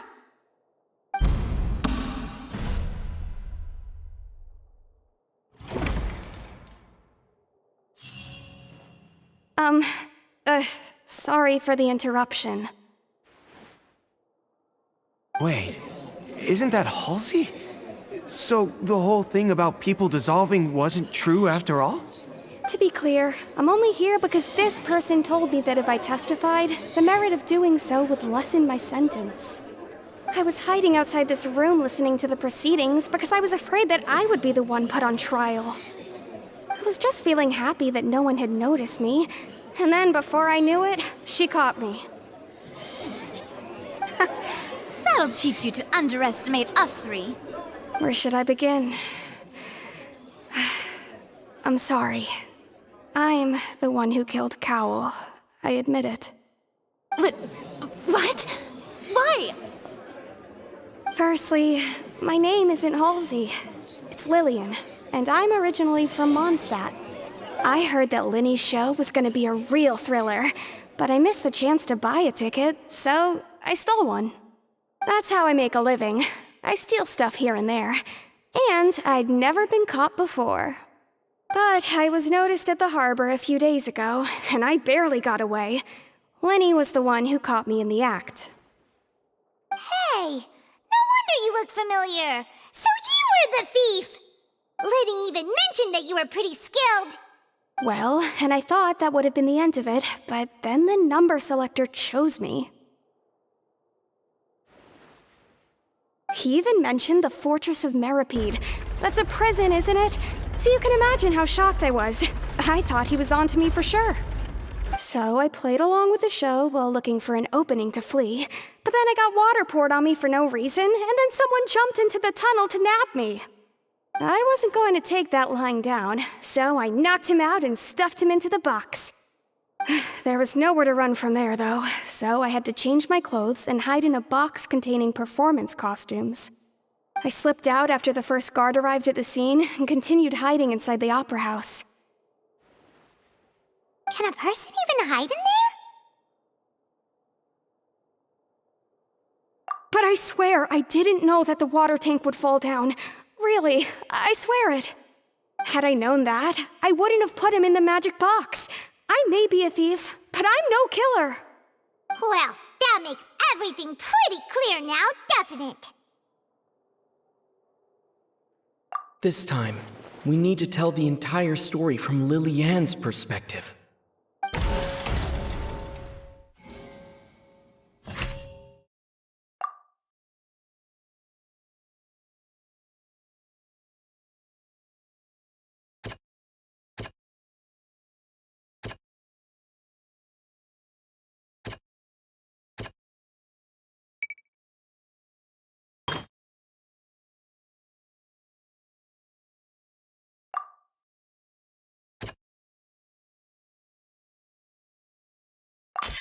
The strange sound wasn't from a fight.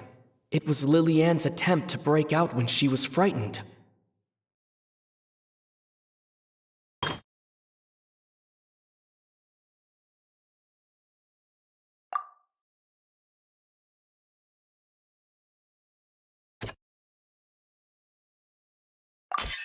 The flower vase was not broken to cover anything up, but was smashed during the struggle between Lillian and Cowell.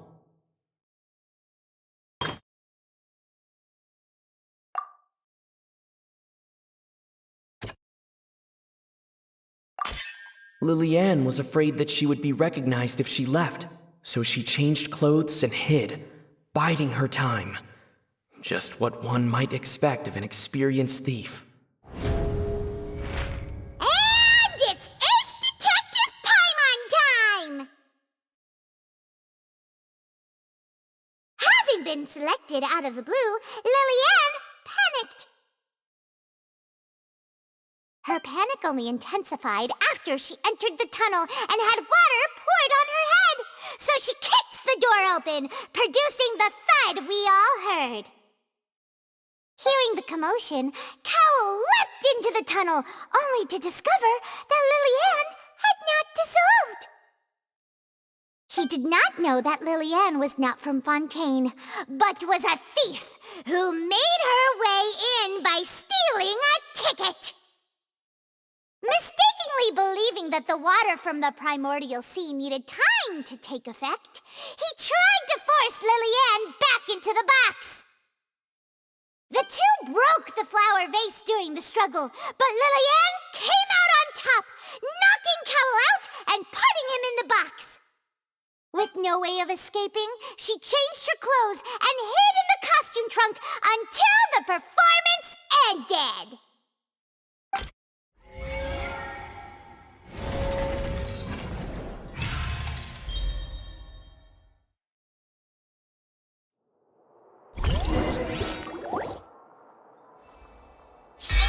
That she would have to go through guard inspection if she tried to leave afterward. So, she has been trapped in the Opera House these last 2 days. She had already become desperately hungry by the time we were chatting over macarons. So, she swiped 2 of them right under our noses. Talk about a sneaky thief. At this point, all the events that happened in the tunnel have now come to light. Ah, so that's the whole story. Bravo! Bravo! Now then, Lady Farina, do you wish to speak against the defense's statements? Please answer the question, Lady Farina. Also, if I may add, the trial has not yet ended. As such, I request that the prosecution not leave the room before the proceedings have concluded. What? Are you reading my mind now? No, I have no further arguments. I admit defeat. But really, could you at least have left me with some dignity? Wow, look at that! She's like a deflated balloon now. If there are no objections, then as the Chief Justice of Fontaine, I shall once again repeat the full sequence of events. The actual perpetrator of the serial disappearances, Cowell, selected his next victim from the audience reservation list. With some modifications to the selector, he could ensure that the pre-selected young woman would be chosen. To cover up any evidence while committing the deed, Cowell thought of allowing the water tank to fall, which would conceal the water left behind after the young woman was dissolved.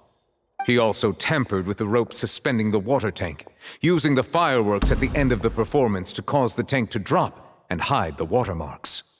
He poured the water from the primordial sea into a balloon during the preparation of the magic box and stuck it to the box's lid.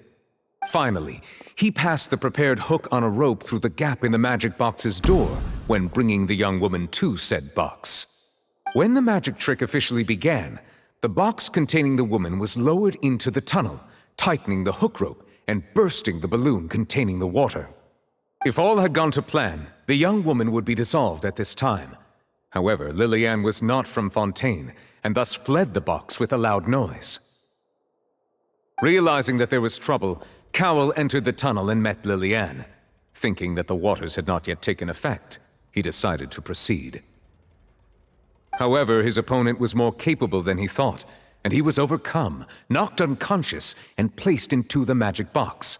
and thus became his own final victim.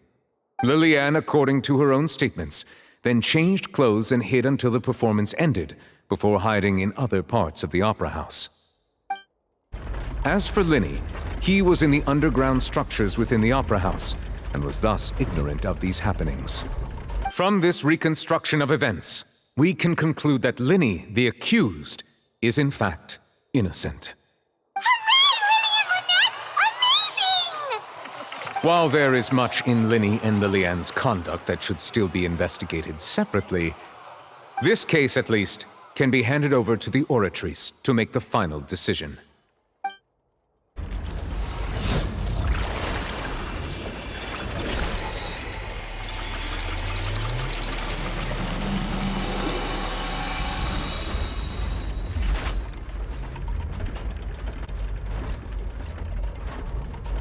As such, Linny and Lynette are officially declared not guilty.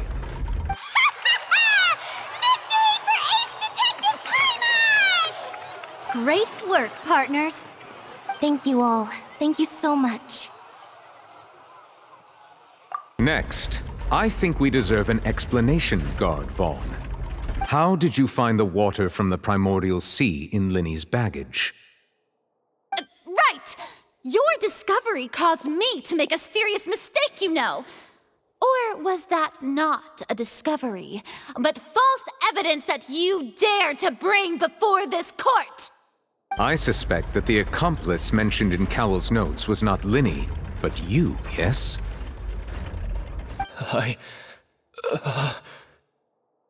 I'm sure you know what you must do to lessen your sentence. Speak quickly! Unless you want to earn yourself a one-way ticket to Coupon Town. I was just following orders.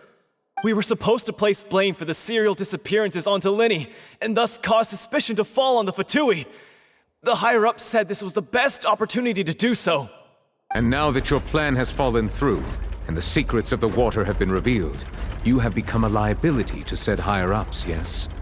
Therefore, you would be wise to tell everything you know, and seek the protection of the guards. Yes, I'll tell you everything I know. Our boss discovered that the water can cause people to dissolve. It can also be made into a potion, which when extremely diluted, can cause people to experience unforgettable exhilaration. We've been in this business for a while now, and have made decent more off it. The disappearances were also the boss's idea. I mean, this is the boss we're talking about.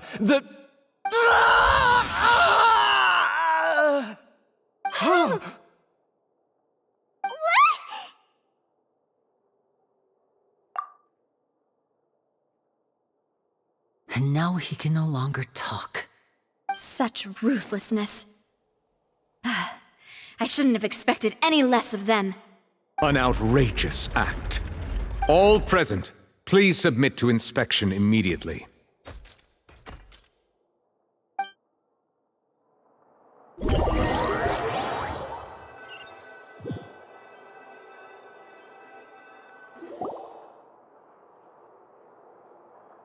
So, we're just going back now?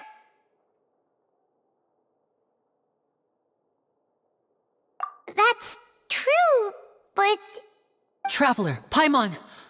Please wait. Linny... I know you may not want to speak to me right now. Maybe you don't even want to look at me. But still, let me thank you again for defending me to the end, even after you learned that I'm a member of the Fatui. I guess. But regardless, I'd like the opportunity to set things straight. I didn't approach you with any ulterior motives or ill intent. I've spoken to you as myself, just plain Linny this entire time. As for why I'm a Fatus, it's because the goals of the House of the Hearth align with those of an orphan like me. That's all. That was how Father, who you might know as the Knave, approached recruiting us back then too. The Knave? The one who controls the House of the Hearth? She's your father? That's right. And since we're here, I was wondering, Would you mind hearing a story? It's about my past.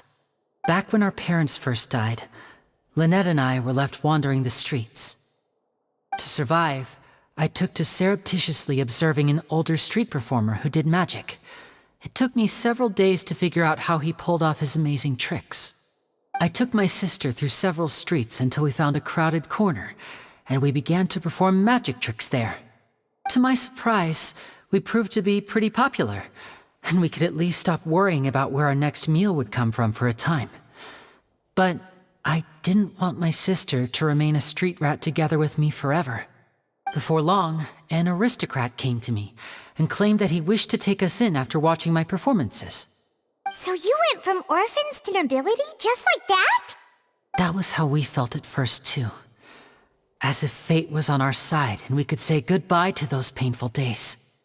But I gradually discovered that while we were called foster children, he was really after my talent for magic tricks. He would constantly take me to all sorts of banquets to garner attention, which he would then use to expand his social circles. That doesn't seem too bad either. Better than roaming the streets at any rate. It took a while for me to realize just how dark his heart really was. After one particular performance at a banquet, I discovered that Lynette was not on the same return vehicle as me. I waited a long time after we returned home, but she did not come back. I went to that noble's bedroom and asked him about her whereabouts. The answer he gave me was, "She caught the eye of the most eminent person at the banquet, so I sent her over as a gift. I mean, you'll be able to perform your magic regardless of who your assistant is, yes?" Oh no. So he was gonna... But wouldn't Fontaine's laws deal with such people? As far as outsiders are concerned, this is a relationship akin to adoption or foster care, and they have their ways of escaping the eye of the law. I managed to ferret out the location of the mansion of that so-called eminent person and hurried through the night. But by the time I leaped over the walls, avoided the guards, and made my way in, all I saw was the moonlit ground covered in blood, and the knave standing there in the darkness. So, she'd already taken care of that guy. That's right. She had rescued my sister before she could come to any harm, and had even discovered several girls hidden in a basement, all of them orphans. Father, the knave, might have seen something in me, and so she made me an offer. The House of the Hearth welcomes you, for your interests align with ours. Here, none will ever betray you. Indeed, betrayal shall never be permitted here. I was hesitant to trust her. I had just been betrayed by nobles. But she was also quick to destroy the noble who had taken us in at first, giving us back our freedom. Oh, so that's how the two of you joined the House of the Hearth. She has her own plans. She has gained permission from the Tsaritsa to first use the Gnosis' power once she obtains it. She plans to use it to find a way to break the prophecy and save Fontaine. So, she believes in that prophecy too? That's right. The whole House of the Hearth is currently working to combat that crisis. Today's case has also proven that people from Fontaine can indeed dissolve into some sort of water, thus further supporting the prophecy. Everyone at Hotel Bouffe d'été, including the knave, has their roots in Fontaine, and we will always defend our homeland.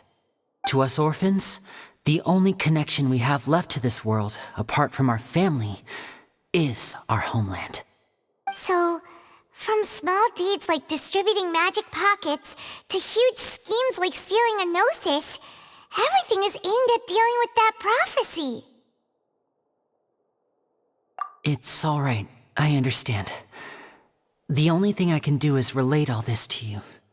I just hope you can understand that even as a member of the House, I have never stopped making my own decisions, and that I believe what I'm doing is right. If you should need anything at all in the future, feel free to find me. I will do my best to help you, as plain Linny.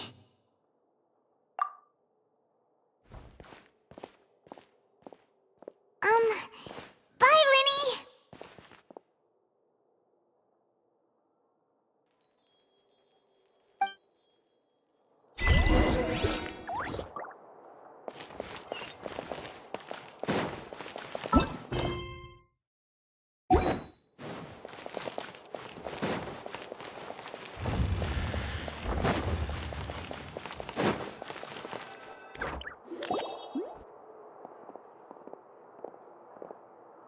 Hey there!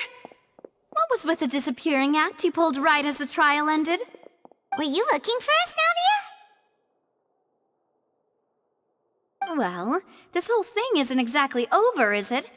I do feel that we're getting closer to solving the serial disappearances case, though. Don't you think so, too? Huh? What's wrong, my dear partner?